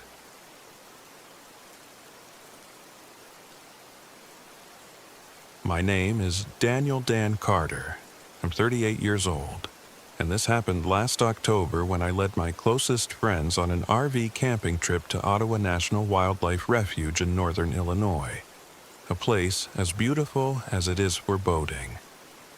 I've spent most of my adult life working as a park ranger, and while I've seen my share of natural hazards, nothing could have prepared me for the nightmare that unfolded that autumn. I'd been feeling the weight of responsibility and past traumas from years spent in the wild, and I hoped that this trip, meant to reconnect me with nature and provide solace, would finally help me heal. Joining me on this journey were 3 individuals, each so different yet inexplicably drawn together by fate and the promise of escape. Kelly Reyes, with her gentle, artistic soul and a sensitivity that bordered on the psychic, had long struggled with anxiety. She was the kind of person who noticed the subtlest changes in the wind or the whisper of leaves. Then there was Marty Hayes, a quick-witted and skeptical friend whose unwavering reliance on logic clashed with anything he couldn't explain through science. And finally, there was Rachel Monroe, a free-spirited wanderer known for her superstitious nature and recurring nightmares that, in hindsight, were warnings of what was to come. We set off in my old but trusty RV, loaded with supplies that, in retrospect, would soon prove woefully inadequate for the challenges ahead. I had planned this trip meticulously. Our destination was Ottawa National Wildlife Refuge, chosen for its rugged isolation and raw, untamed beauty. I hoped that the solitude of the vast forest and marshlands would allow us to leave behind our daily stresses. I was confident that my experience as a ranger would keep us safe, but nothing in nature's playbook had prepared me for the horror we were about to face. The drive north was filled with a mix of excitement and an undercurrent of unease. As we cruised along the narrow back roads, the landscape transformed from suburban sprawl to dense, towering forests and expansive wetlands. Our radio played soft tunes and laughter filled the cab, until we took a detour off the main highway and encountered a small weathered truck. Its driver, a Native American elder, pulled up alongside us. His eyes, deep and knowing, met mine through the rearview mirror, and without a word he beckoned me to roll down the window. "Be wary of the hungry whispers in these woods," he said in a low, gravelly tone. His words sent a shiver down my spine, and although I attempted to smile it off, the cryptic warning stuck with me like a dark omen. I exchanged uneasy glances with Kelly, who nodded slowly as if she'd heard the same chilling refrain in her dreams. That night, we set up camp in a small clearing near a meandering stream. The RV's generator sputtered to life, but then faltered, leaving us in a cold, enveloping darkness much sooner than expected. Despite the equipment's shortcomings, we huddled together around a small fire, our conversation tinged with nervous laughter as the chill deepened and the forest around us seemed to come alive. It wasn't long before the first eerie sign revealed itself. In the early hours of the night, while the others slumbered, I stepped outside to check on the RV. The moon hung low in the sky, casting distorted shadows across the ground. I noticed peculiar, elongated footprints near the edge of the clearing, tracks that were far too large and oddly spaced to belong to any animal I'd ever known. My pulse quickened as I knelt down, examining them closely. There was an inexplicable rhythm in the way they were laid out, as if someone, or something, was deliberately marking its territory. Inside, I woke Kelly with a hushed urgency. "Kelly, come see this," I whispered, showing her the prints. Her eyes widened, and she murmured, "I knew something was off tonight." Even Marty, who prided himself on rationality, couldn't hide a flicker of concern. Rachel, however, seemed almost expectant, as if she had been waiting for this moment all along. As the night deepened, unsettling sounds began to emerge from the darkness, a series of distant, haunting howls that echoed through the marshlands. The wind carried whispers, barely audible, that seemed to murmur warnings in a language older than time itself. I tried to dismiss them as the natural sounds of a restless forest, but Kelly's growing anxiety and Rachel's near-constant glances into the darkness told me otherwise. The tension in our group grew palpable as the night wore on. Marty, ever the skeptic, attempted to downplay the situation. "It's just the wind playing tricks, or maybe some coyotes," he insisted, though his voice betrayed a hint of uncertainty. His casual dismissal only heightened the rest of our unease, as if his denial was a flimsy shield against the encroaching dread. By the early hours of dawn, the atmosphere had become oppressive. The forest, normally vibrant with the sounds of morning, lay in an eerie, unnatural silence. I decided we should move the RV to a more secure location, one that I hoped would offer better protection from the unknown. But as we prepared to depart, Rachel's trembling voice stopped us all. "I saw something," she whispered, eyes wide with terror. "A figure, standing between the trees, watching us." My heart pounded in my chest. I squinted into the pre-dawn gloom but could see nothing definite. It was then that I recalled the local elder's warning and the ancient lore of the wendigo, a monstrous spirit from indigenous mythology known for its insatiable hunger and cannibalistic tendencies. The pieces began to fit together in a horrifying mosaic. What if these signs weren't mere figments of our overactive imaginations, but a prelude to a malevolent force lurking in the wilderness? We decided to press on, hoping that daylight would dispel the oppressive aura of the night. However, the RV's generator had left us with barely enough power to operate essential systems, and the equipment we'd counted on to keep us warm and connected was failing. The further we ventured into the refuge, the more isolated and vulnerable we felt. Over the next day, our group dynamics began to fracture under the pressure. I found myself clashing with Marty, whose insistence on rational explanations was grating when faced with inexplicable phenomena. "There's got to be a scientific reason for all this," he argued during our lunch break near a narrow trail, his tone both defensive and dismissive. "Wendigos, ghosts, witches, it's all superstition." I tried to explain that nature sometimes defies our neat categorizations, but his eyes remained cold and skeptical. Kelly, on the other hand, was more attuned to the forest's hidden language.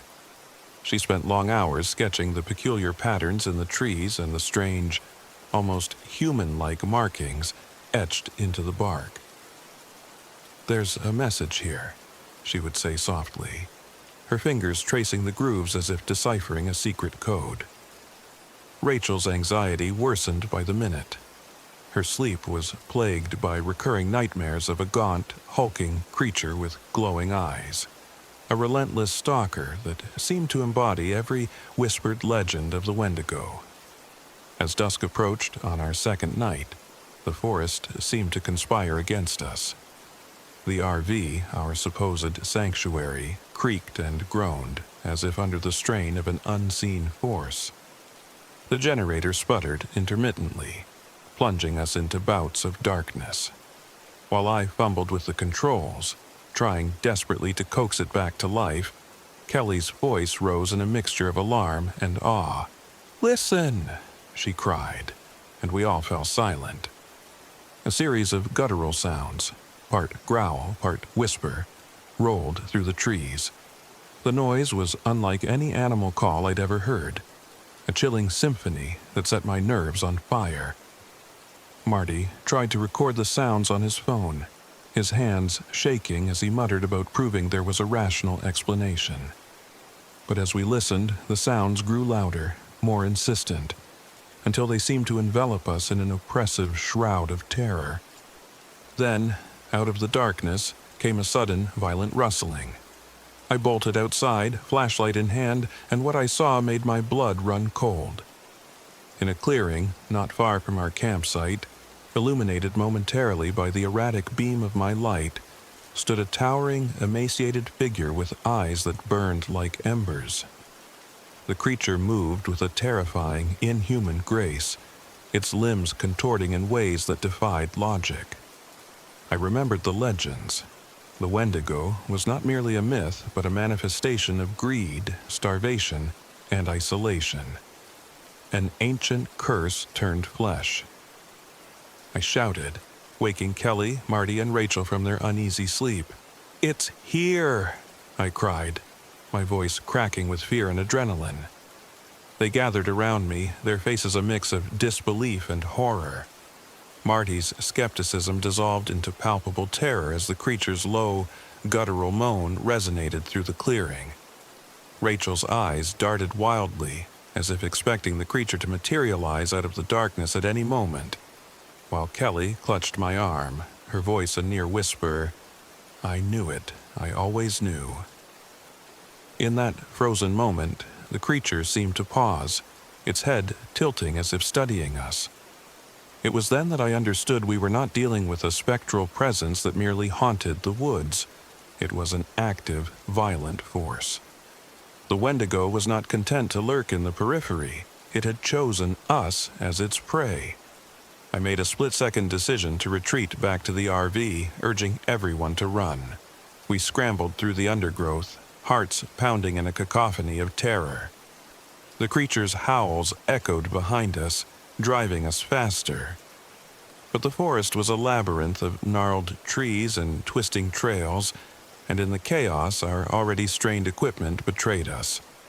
The RV's failing headlights cast erratic beams, and soon we found ourselves disoriented, the oppressive darkness swallowing the familiar landmarks.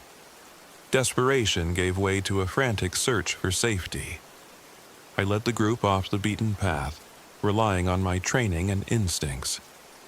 We found a small cave-like formation near a rocky outcrop, a potential refuge for the night. Inside, the claustrophobic space did little to quell our panic. Marty, usually the voice of reason, began to break down, his logical mind overwhelmed by the surreal terror unfolding around us. Kelly's eyes, wide with fright, darted to every shadow, while Rachel sat in a corner murmuring about voices and old curses that she'd heard in her nightmares. The Wendigo's presence persisted, its malignant energy seeping into every crevice of our makeshift shelter. In the oppressive silence of the cave, we could hear our own breathing and the occasional distant scrape of claws on stone. I tried to reassure everyone, even as my own mind raced with thoughts of how this ancient evil, rooted in indigenous lore, had come to life before our very eyes. Morning brought little relief. The creature had not vanished with the night. Its shadow loomed over our camp like a dark prophecy. As we emerged from the cave, the landscape itself seemed to mourn, with trees bowed as if in submission and the marshland shrouded in a thick, unyielding mist. Our supplies were dwindling, and the RV's generator was completely dead. Our lifeline to the modern world had been severed. The day was marked by quiet terror and tense silence. We moved cautiously, every rustle of leaves and snap of a twig setting off alarms. Marty, his earlier skepticism now a distant memory, became hypervigilant, checking every sound with a trembling hand clutching his phone.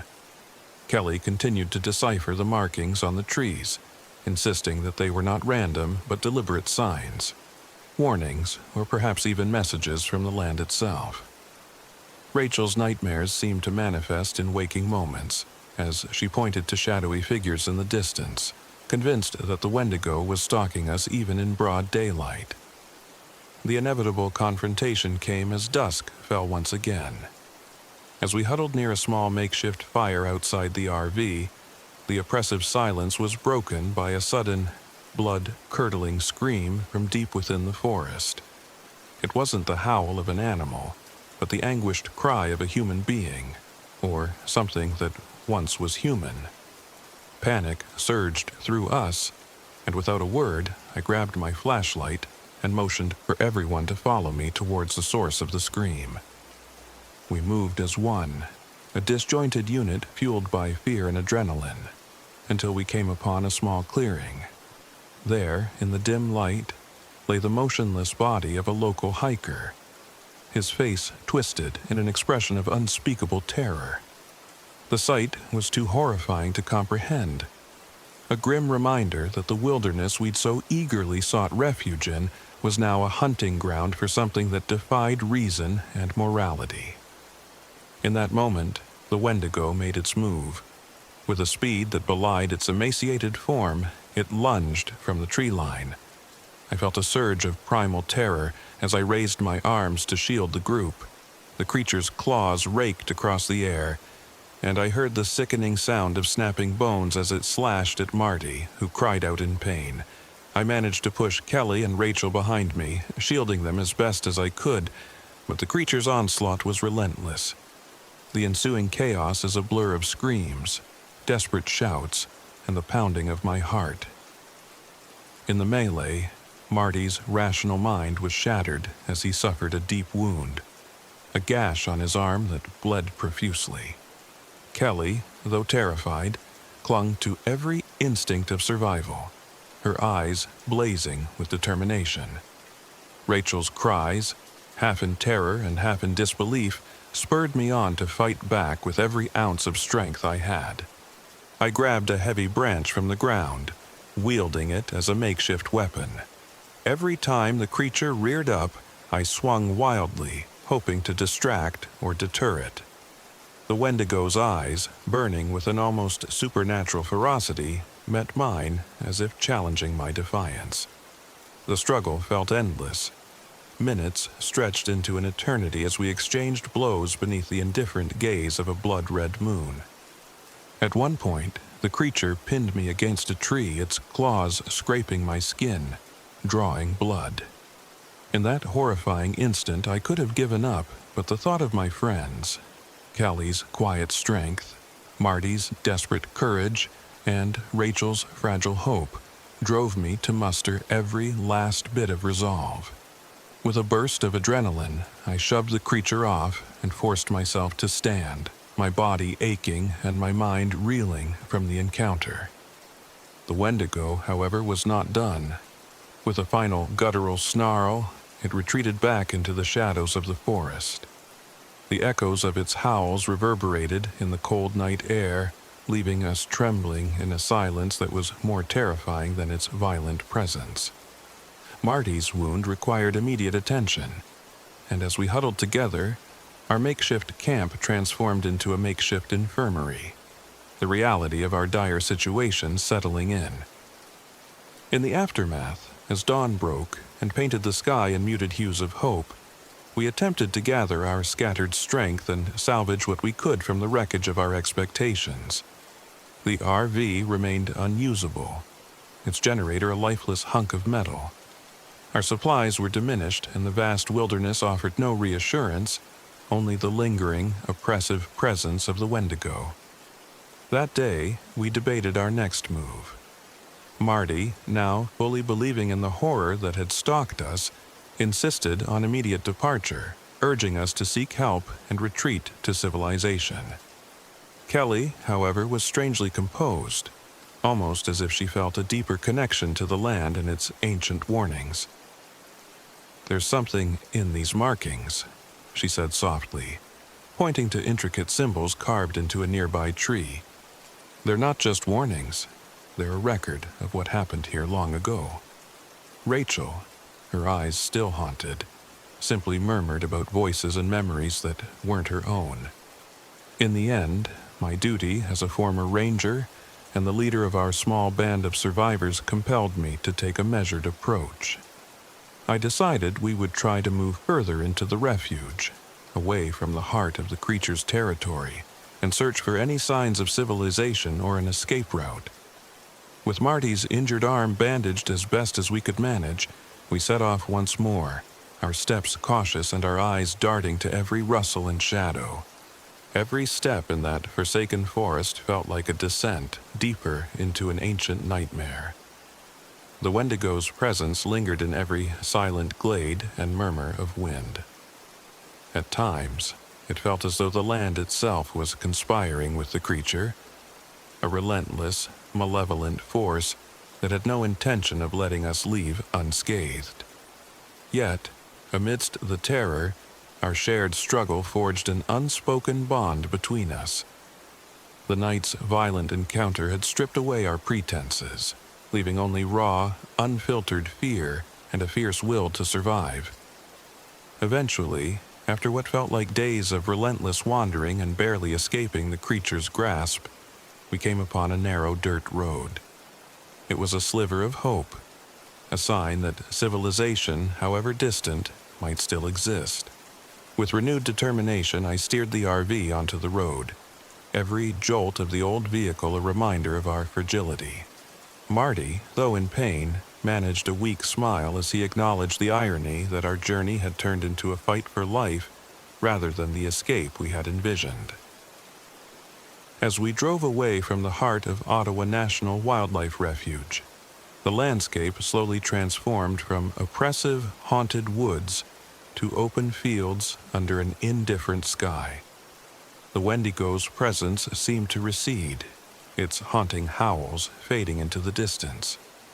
Yet, the memory of that creature, the embodiment of ancient hunger and isolation, would forever be etched in our souls. I often wonder if it still roams those woods, waiting for the next unwary soul to trespass into its domain. Now, months later, as I sit by a quiet lake reflecting on that harrowing experience, I realize that the wilderness is not just a backdrop for human endeavors.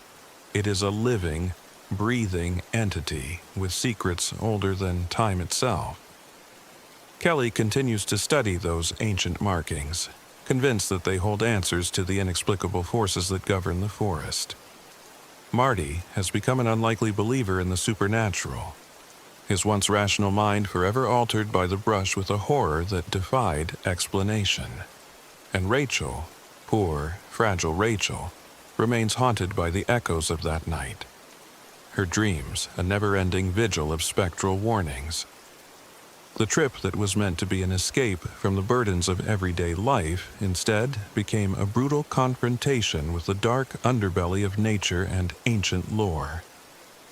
In the midst of isolation and terror, we learned that some legends are born from truths too vast and terrible for the modern mind to comprehend. The wendigo, a creature once relegated to myth, had stepped from the shadows and into our reality, leaving behind a trail of fear, loss, and a deeper understanding of our own vulnerability. I still bear the scars, both physical and emotional, of that encounter. And every time I pass through northern Illinois, I can't help but glance at the dark silhouettes of the trees, wondering if, hidden among them, the hungry whispers of the wendigo await their next chance to strike. In those long, sleepless nights of reflection, I've come to understand that survival is not merely about escaping a threat. It's about facing the parts of ourselves that we hide away, the primal fears that surface when we are stripped of all modern comforts. That fateful journey taught me that nature is as wondrous as it is dangerous. And sometimes, the most terrifying battles we fight are not with monstrous creatures, but with the shadows of our own pasts. I share this story not to sensationalize the horrors of the wilderness, but to serve as a cautionary tale, a reminder that legends are sometimes rooted in a reality that defies explanation. The forest holds many secrets, and if you ever find yourself drawn into its depths, be prepared. You may encounter things that are as real as the scars on your soul. And so, my name is Daniel Carter, a survivor of that long, dark night in Ottawa National Wildlife Refuge. I have learned that the line between myth and reality is dangerously thin, and sometimes the whispers in the wind carry the weight of ancient, unspeakable truths.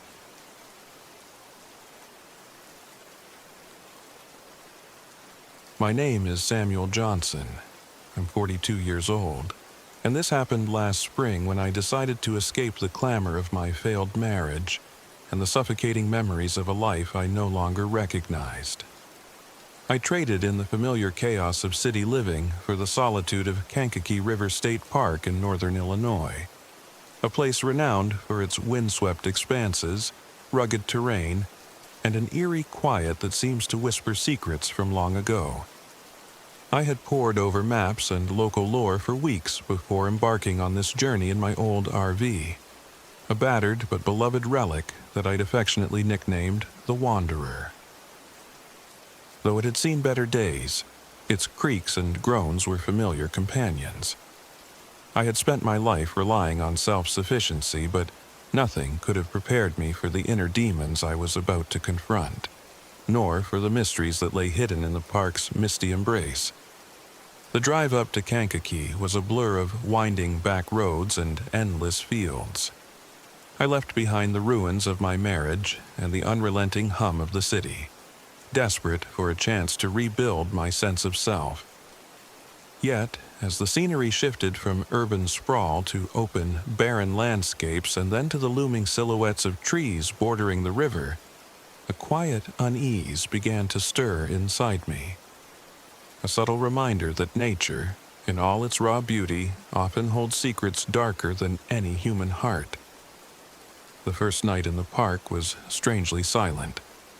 I parked the Wanderer on a small secluded clearing near the riverbank, where the tall grasses swayed in the chill spring breeze. I was alone, truly alone, and that solitude, while initially comforting, soon took on a more ominous tone. The RV's engine coughed to life, but its electrical system was temperamental, flickering in and out just as dusk began to settle. I set up a modest camp outside, determined to enjoy the quiet beauty of the place, even as a part of me braced for the unknown. While preparing a simple dinner over a portable stove, I discovered something odd. Tucked away in a dusty drawer of the RV, beneath a collection of old maps and travel brochures, lay a weathered journal. Its cover was faded, and the pages brittle with age. I couldn't help but feel drawn to it. The first entry, written in a shaky, almost desperate hand, detailed experiences that sent a chill down my spine. The writer spoke of fleeting images of a forlorn woman in period clothing, soft, sorrowful voices carried on the wind, and cryptic symbols etched into the bark of trees along the river. I read on, heart pounding, realizing that this journal belonged to a camper who had once sought refuge in these very woods, and had encountered something beyond explanation. That night, After a restless sleep punctuated by the RV's erratic, flickering lights and strange, distant murmurs, I lay awake listening to the river's steady gurgle and the rustling of leaves. In the reflective surface of the RV window, I caught a glimpse of something that wasn't my own tired, drawn face, a brief, ghostly reflection of a woman in vintage attire. I blinked hard, and the image vanished, leaving only the deep darkness of the night. I wondered if my solitude and the stress of my recent past were conjuring up illusions. Yet, the journal's entries and the inexplicable reflection suggested otherwise. The next morning, determined to make sense of these strange happenings, I ventured out to explore. The mist still clung to the river like a silken shroud, and the early light revealed the park's rugged beauty in muted, almost spectral tones. I followed a narrow trail along the riverbank, where the trees stood as silent sentinels over the water. It wasn't long before I discovered a series of markings carved into the trunk of an old oak. The symbols mirrored those described in the journal, and as I ran my fingers over the worn grooves, a sense of melancholy washed over me. It was as if the very tree had witnessed a profound sorrow, a pain that transcended time. Every step I took seemed to echo with the footsteps of the past. The deeper I went into the park, the more the boundaries between reality and memory blurred. The journal, now my constant companion, hinted at a local legend, a tragic tale of a young woman who vanished after a boating accident on the river decades ago. According to local lore, her spirit lingered, her presence marked by a quiet, unrelenting sadness. I couldn't tell if the journal's author had experienced a genuine encounter with her ghost, or if it was the fevered imagination of a lonely soul. Still, I felt a kinship with both the writer and the spectral figure, as if we were all bound by a shared, unspoken grief. The RV's shortcomings soon began to mirror my own internal struggles. Its unreliable generator sputtered and failed at the most inconvenient moments, plunging me into darkness at night when I needed light the most. The constant need for repairs and the scarcity of supplies forced me to confront my own limitations. Each malfunction seemed to echo the fragility of my own state, a reminder that, like my battered RV, I too was in desperate need of repair. As days passed, the eerie occurrences grew more frequent. One particularly cold night, while I sat alone by a small fire outside the Wanderer, I heard a soft, almost imperceptible humming, a lullaby drifting on the wind. The melody was sorrowful, imbued with an indescribable longing that resonated deep within me.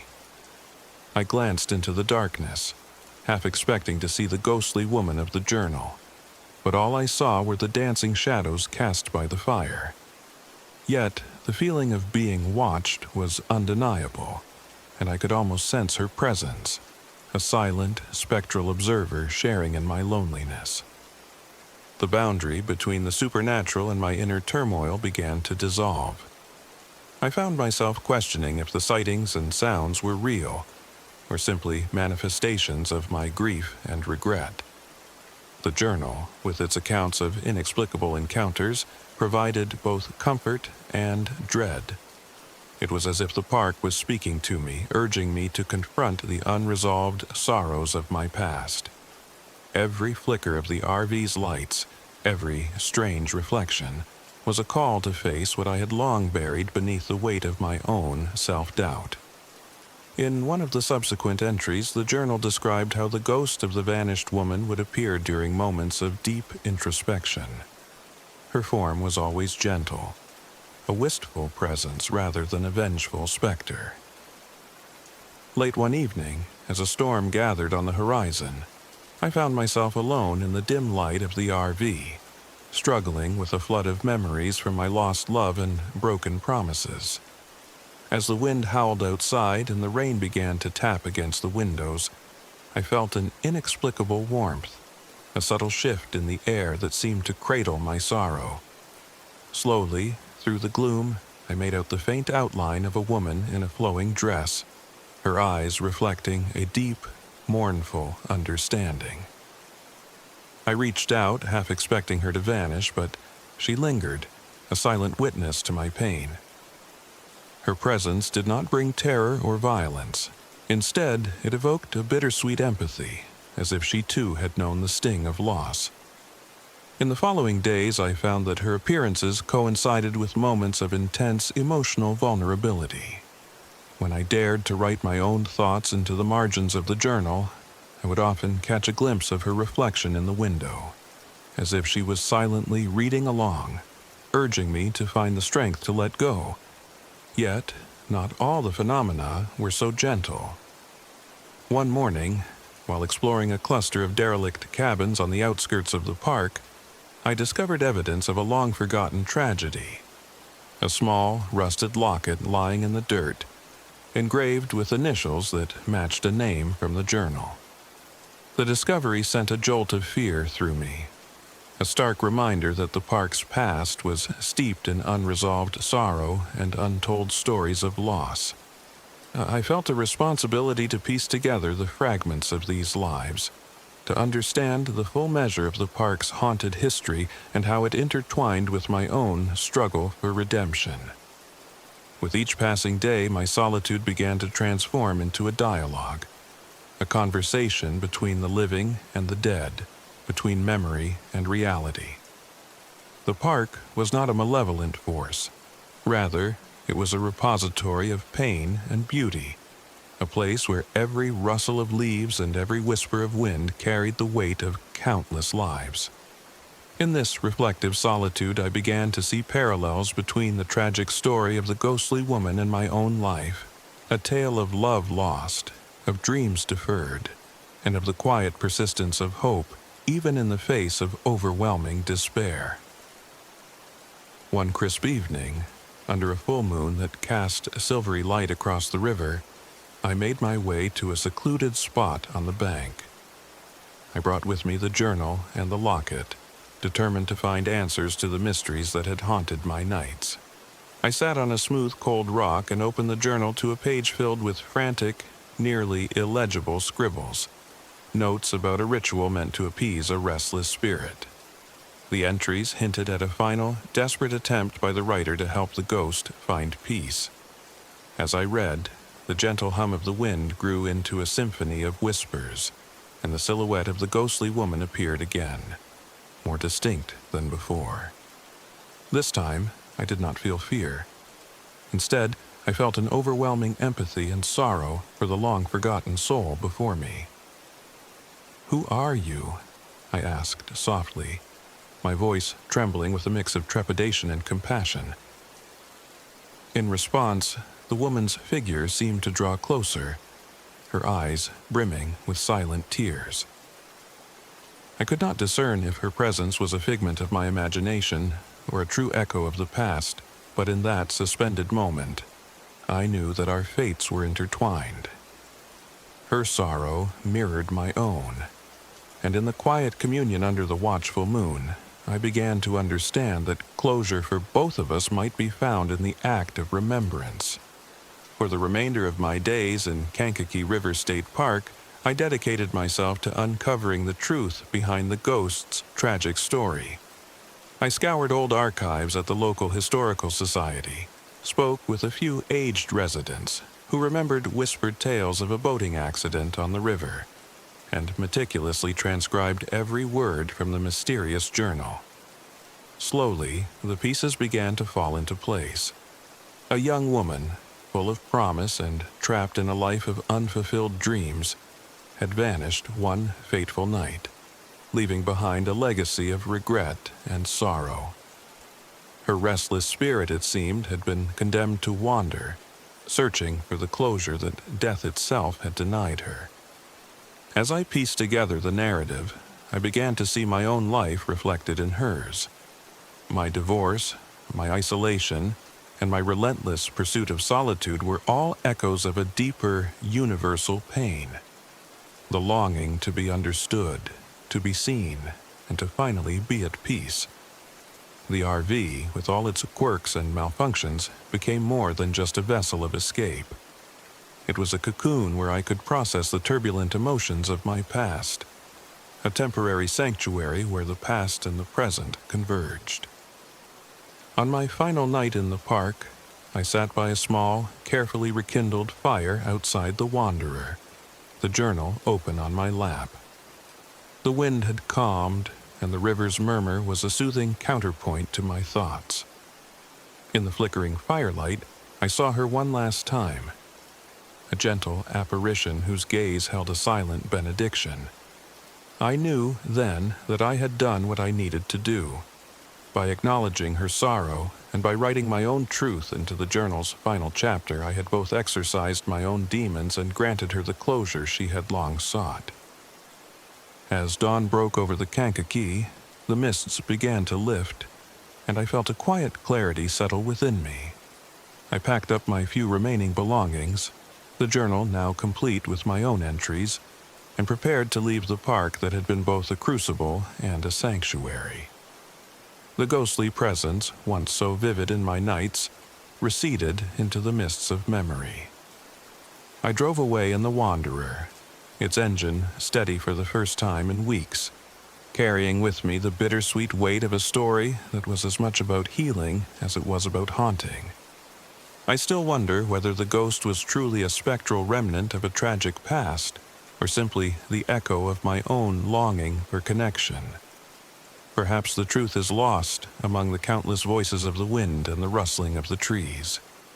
But I have come to accept that some mysteries are meant to remain unresolved, their beauty lying in the ambiguity and the endless possibility of what might be.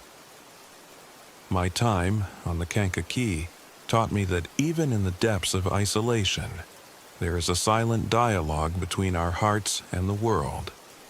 A dialogue that can lead to healing if only we dare to listen. Now, as I return to a life far removed from the wilderness, I find solace in the memories of that solitary journey. The lessons of Kankakee remain with me, that solitude can be both a refuge and a mirror, reflecting the parts of ourselves we often try to hide, and that sometimes the most profound conversations are held in silence, beneath the watchful gaze of the past. I continue to cherish the journal, its pages a testament to a time when I learned to face my inner demons, and to honor the tragic soul who, in her own quiet way, helped me find my path to redemption. My name is Samuel Johnson, and my time on the Kankakee River was more than an escape. It was a journey into the depths of loss, memory, and ultimately healing. Each step I took through those mist-shrouded woods reminded me that even the most painful chapters of our lives can lead us to unexpected revelations. And as I drive along the open road now, the lingering echoes of that haunted place whisper in the recesses of my mind. A gentle reminder that sometimes embracing the past is the only way to truly move forward.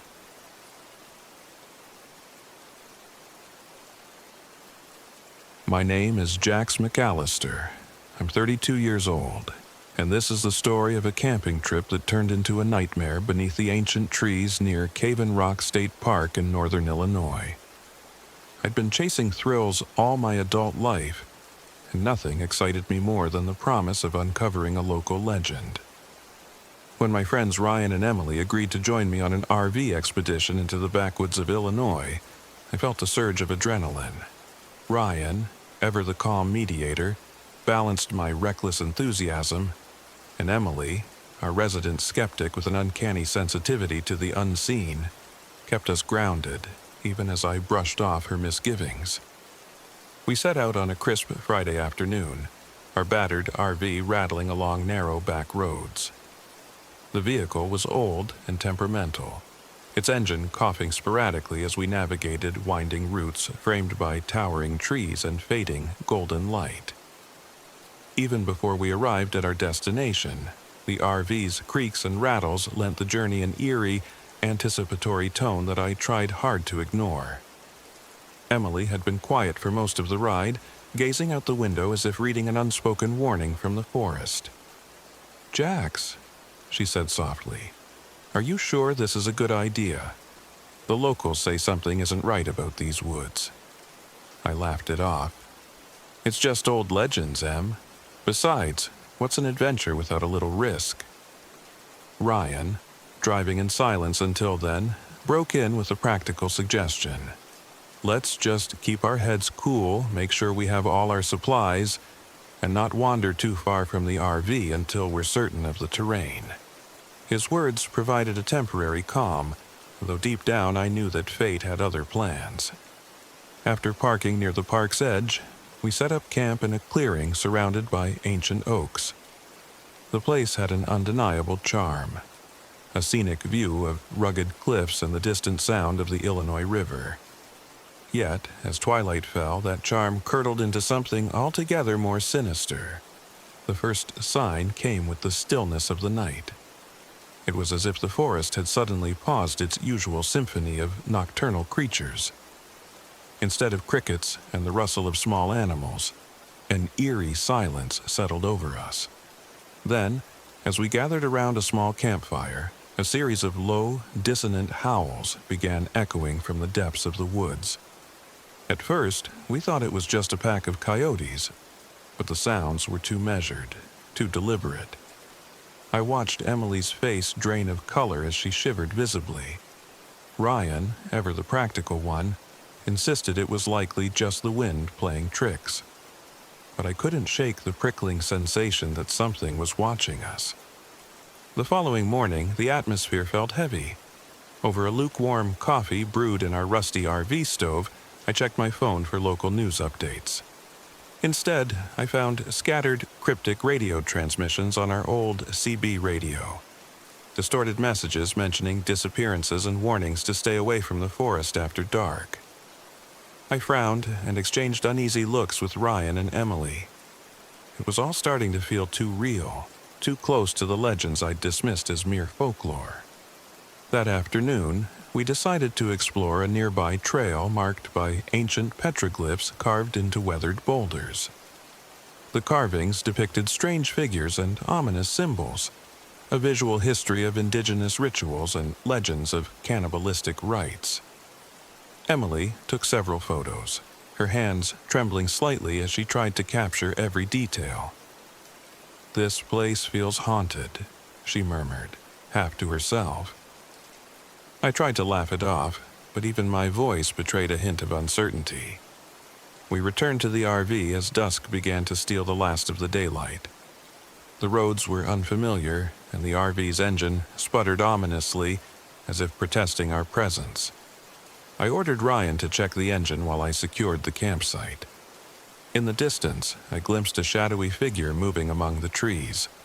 A tall, gaunt shape that seemed too human to be an animal, yet too monstrous to be entirely man. My heart pounded as I realized I'd seen something that shouldn't exist in any rational world. Later that night, as I lay in the narrow bunk of the RV, I could barely sleep.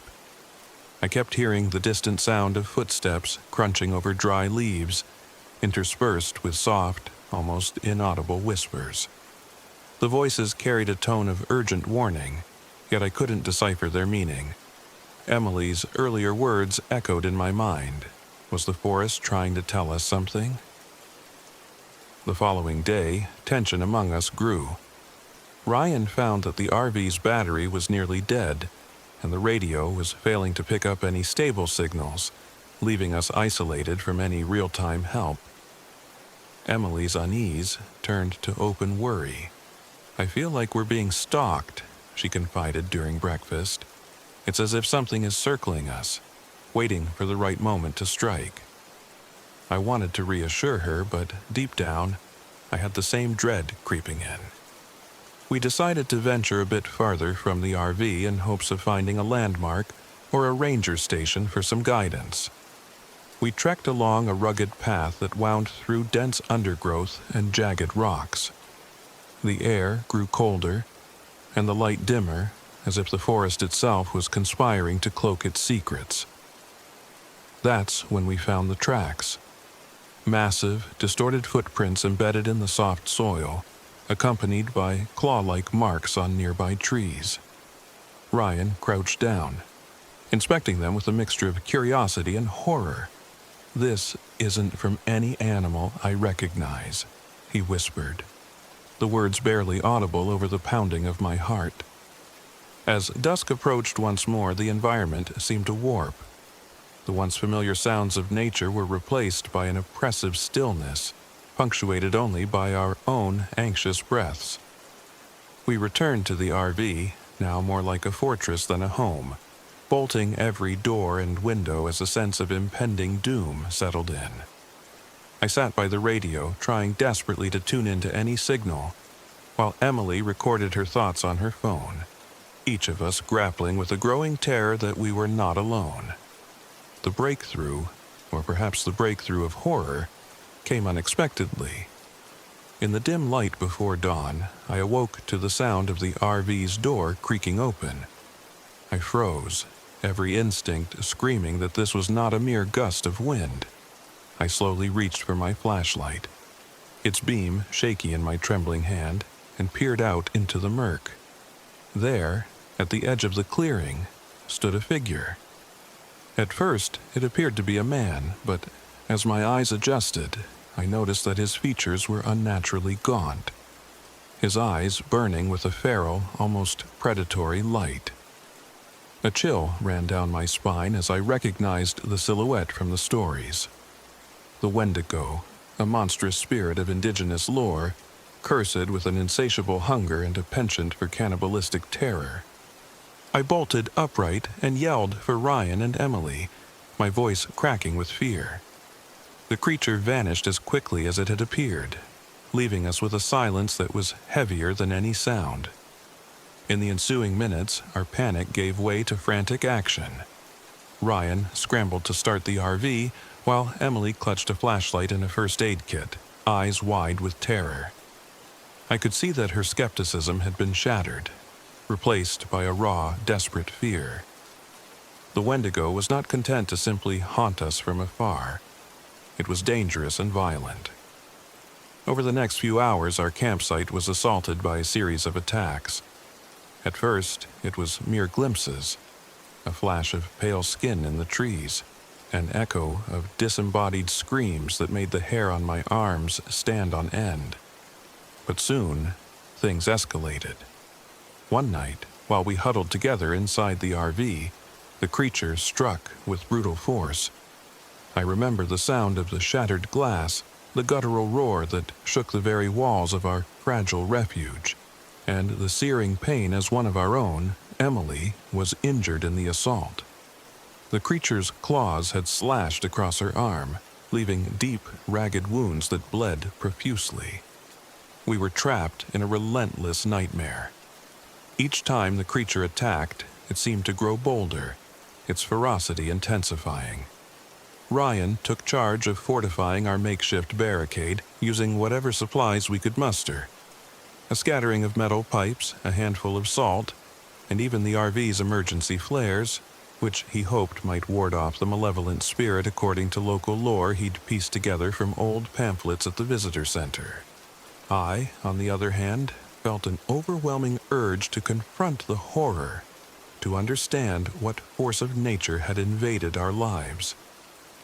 During one particularly harrowing encounter, I found myself outside the RV alone. The storm of terror had reached its zenith, and the forest roared with the howls of the wendigo. I stumbled through the darkness, every rustle of leaves and snap of a twig sounding like a death knell. In the flickering light of my dying flashlight, I caught sight of the creature stalking me. Its eyes like burning coals, its elongated limbs moving with unnatural speed. In that moment, fear overwhelmed my pride, and I realized that survival meant not understanding the creature, but outsmarting it. I raced back to the RV, where Ryan was working feverishly to fix the engine, and Emily was bandaging her arm. "We need to trap it," I panted, my voice ragged. I remember reading that some indigenous rituals used salt and fire to repel such evil. Emily nodded weakly, her eyes haunted by the terror she had witnessed, while Ryan, ever the pragmatist, gritted his teeth and agreed. With trembling hands, we created a circle of salt around the RV and rigged several flares to ignite at a moment's notice. As the night deepened, the atmosphere outside turned palpably hostile. The wendigo circled at a distance, its eerie howls echoing in the darkness. Every shadow in the forest seemed to pulse with malicious intent, and the oppressive feeling of isolation was almost suffocating. At the height of our terror, as we prepared for another inevitable assault, the creature charged. In a surge of adrenaline, Ryan lit one of the emergency flares, its brilliant flare casting grotesque shadows on the trees. The wendigo recoiled, momentarily stunned by the sudden burst of light and heat. For a fleeting second we had hope. But the respite was brief. The creature let out a keening cry, a sound that was both sorrowful and terrifying, and then it pounced again. Chaos erupted. The RV shook under the assault as the wendigo battered against our makeshift defenses. I clutched the dashboard for support, my heart pounding in my ears, while Emily cried out in pain and terror.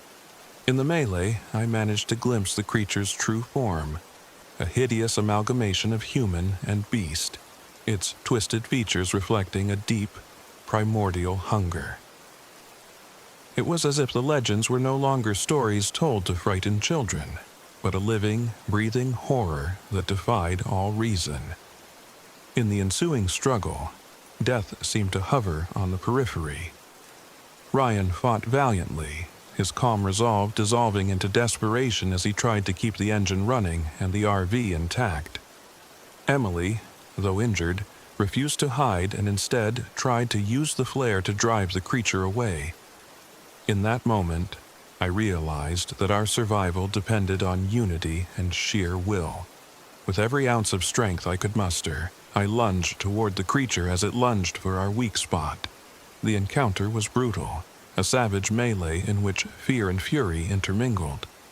Time became a blur as the fight raged on.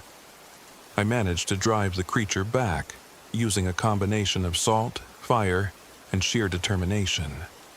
In the final moments of that harrowing battle, as the creature recoiled once more from the flare's light, it let out one final anguished wail before disappearing into the darkness. The silence that followed was deafening, broken only by our ragged breathing and the soft moans of injured flesh. In the aftermath, we gathered ourselves inside the RV, our bodies trembling, our minds reeling. Emily's wound was deep, and though we managed to staunch the bleeding, the fear of what else might be lurking in those woods remained palpable. Ryan and I exchanged glances that said more than words. Our adventure had transformed from a simple, thrill-seeking trip into a fight for survival against an ancient, vengeful force. As dawn broke, casting a pale light over the aftermath of the night's horror, we realized that our lives had been irrevocably changed. The wendigo, as terrifying as it had been, was not fully vanquished. It had retreated into the forest, leaving behind an air of lingering menace. The local legends were real, and our intrusion had stirred something that should have remained undisturbed. In the days that followed, we did our best to patch up our RV and ourselves, each of us grappling with the trauma in our own way. Emily, whose skepticism had once grounded her, now viewed every shadow and whisper with a haunted intensity. Ryan's practical demeanor gave way to a quiet, unspoken determination to ensure we never faced such terror again. And I, once so confident in my ability to conquer any challenge, found myself humbled by forces beyond human control. I eventually left the woods, the memories of that night etched permanently into my mind. The experience forced me to reconsider the stories I once dismissed, and to acknowledge that some legends carry truths too dark to be explained by logic alone. Even now, as I recount these events, I feel the weight of those long, oppressive nights, a reminder that the boundary between myth and reality is far thinner than we dare to believe. I'm not sure if I'll ever return to the backwoods of northern Illinois, But I do know one thing. The wilderness holds secrets that can shatter our illusions of safety and control. My name is Jax McAllister, and if you ever find yourself tempted by the lure of ancient legends and unexplained mysteries, remember our story. Remember that the forest is vast, its history deep and tangled, and that sometimes the horrors we think belong in fairy tales can come stalking for us when we least expect it. That chilling summer left scars on all of us, visible on our bodies and invisible in our minds. The Wendigo's menace is a reminder that in the heart of the wilderness, survival is not only about braving the elements or fixing a faulty engine. It's about confronting the primordial forces that have haunted these lands for centuries. And as I drive my RV away from that cursed corner of the world, the memory of its final, blood-curdling howl echoes in my mind, urging me to never underestimate the power of the unknown. In the quiet moments between now and then, when the night is silent and the road stretches ahead, I still hear the soft, haunting whispers of that forest, a lingering curse that reminds me that some legends are meant to be respected, if not feared.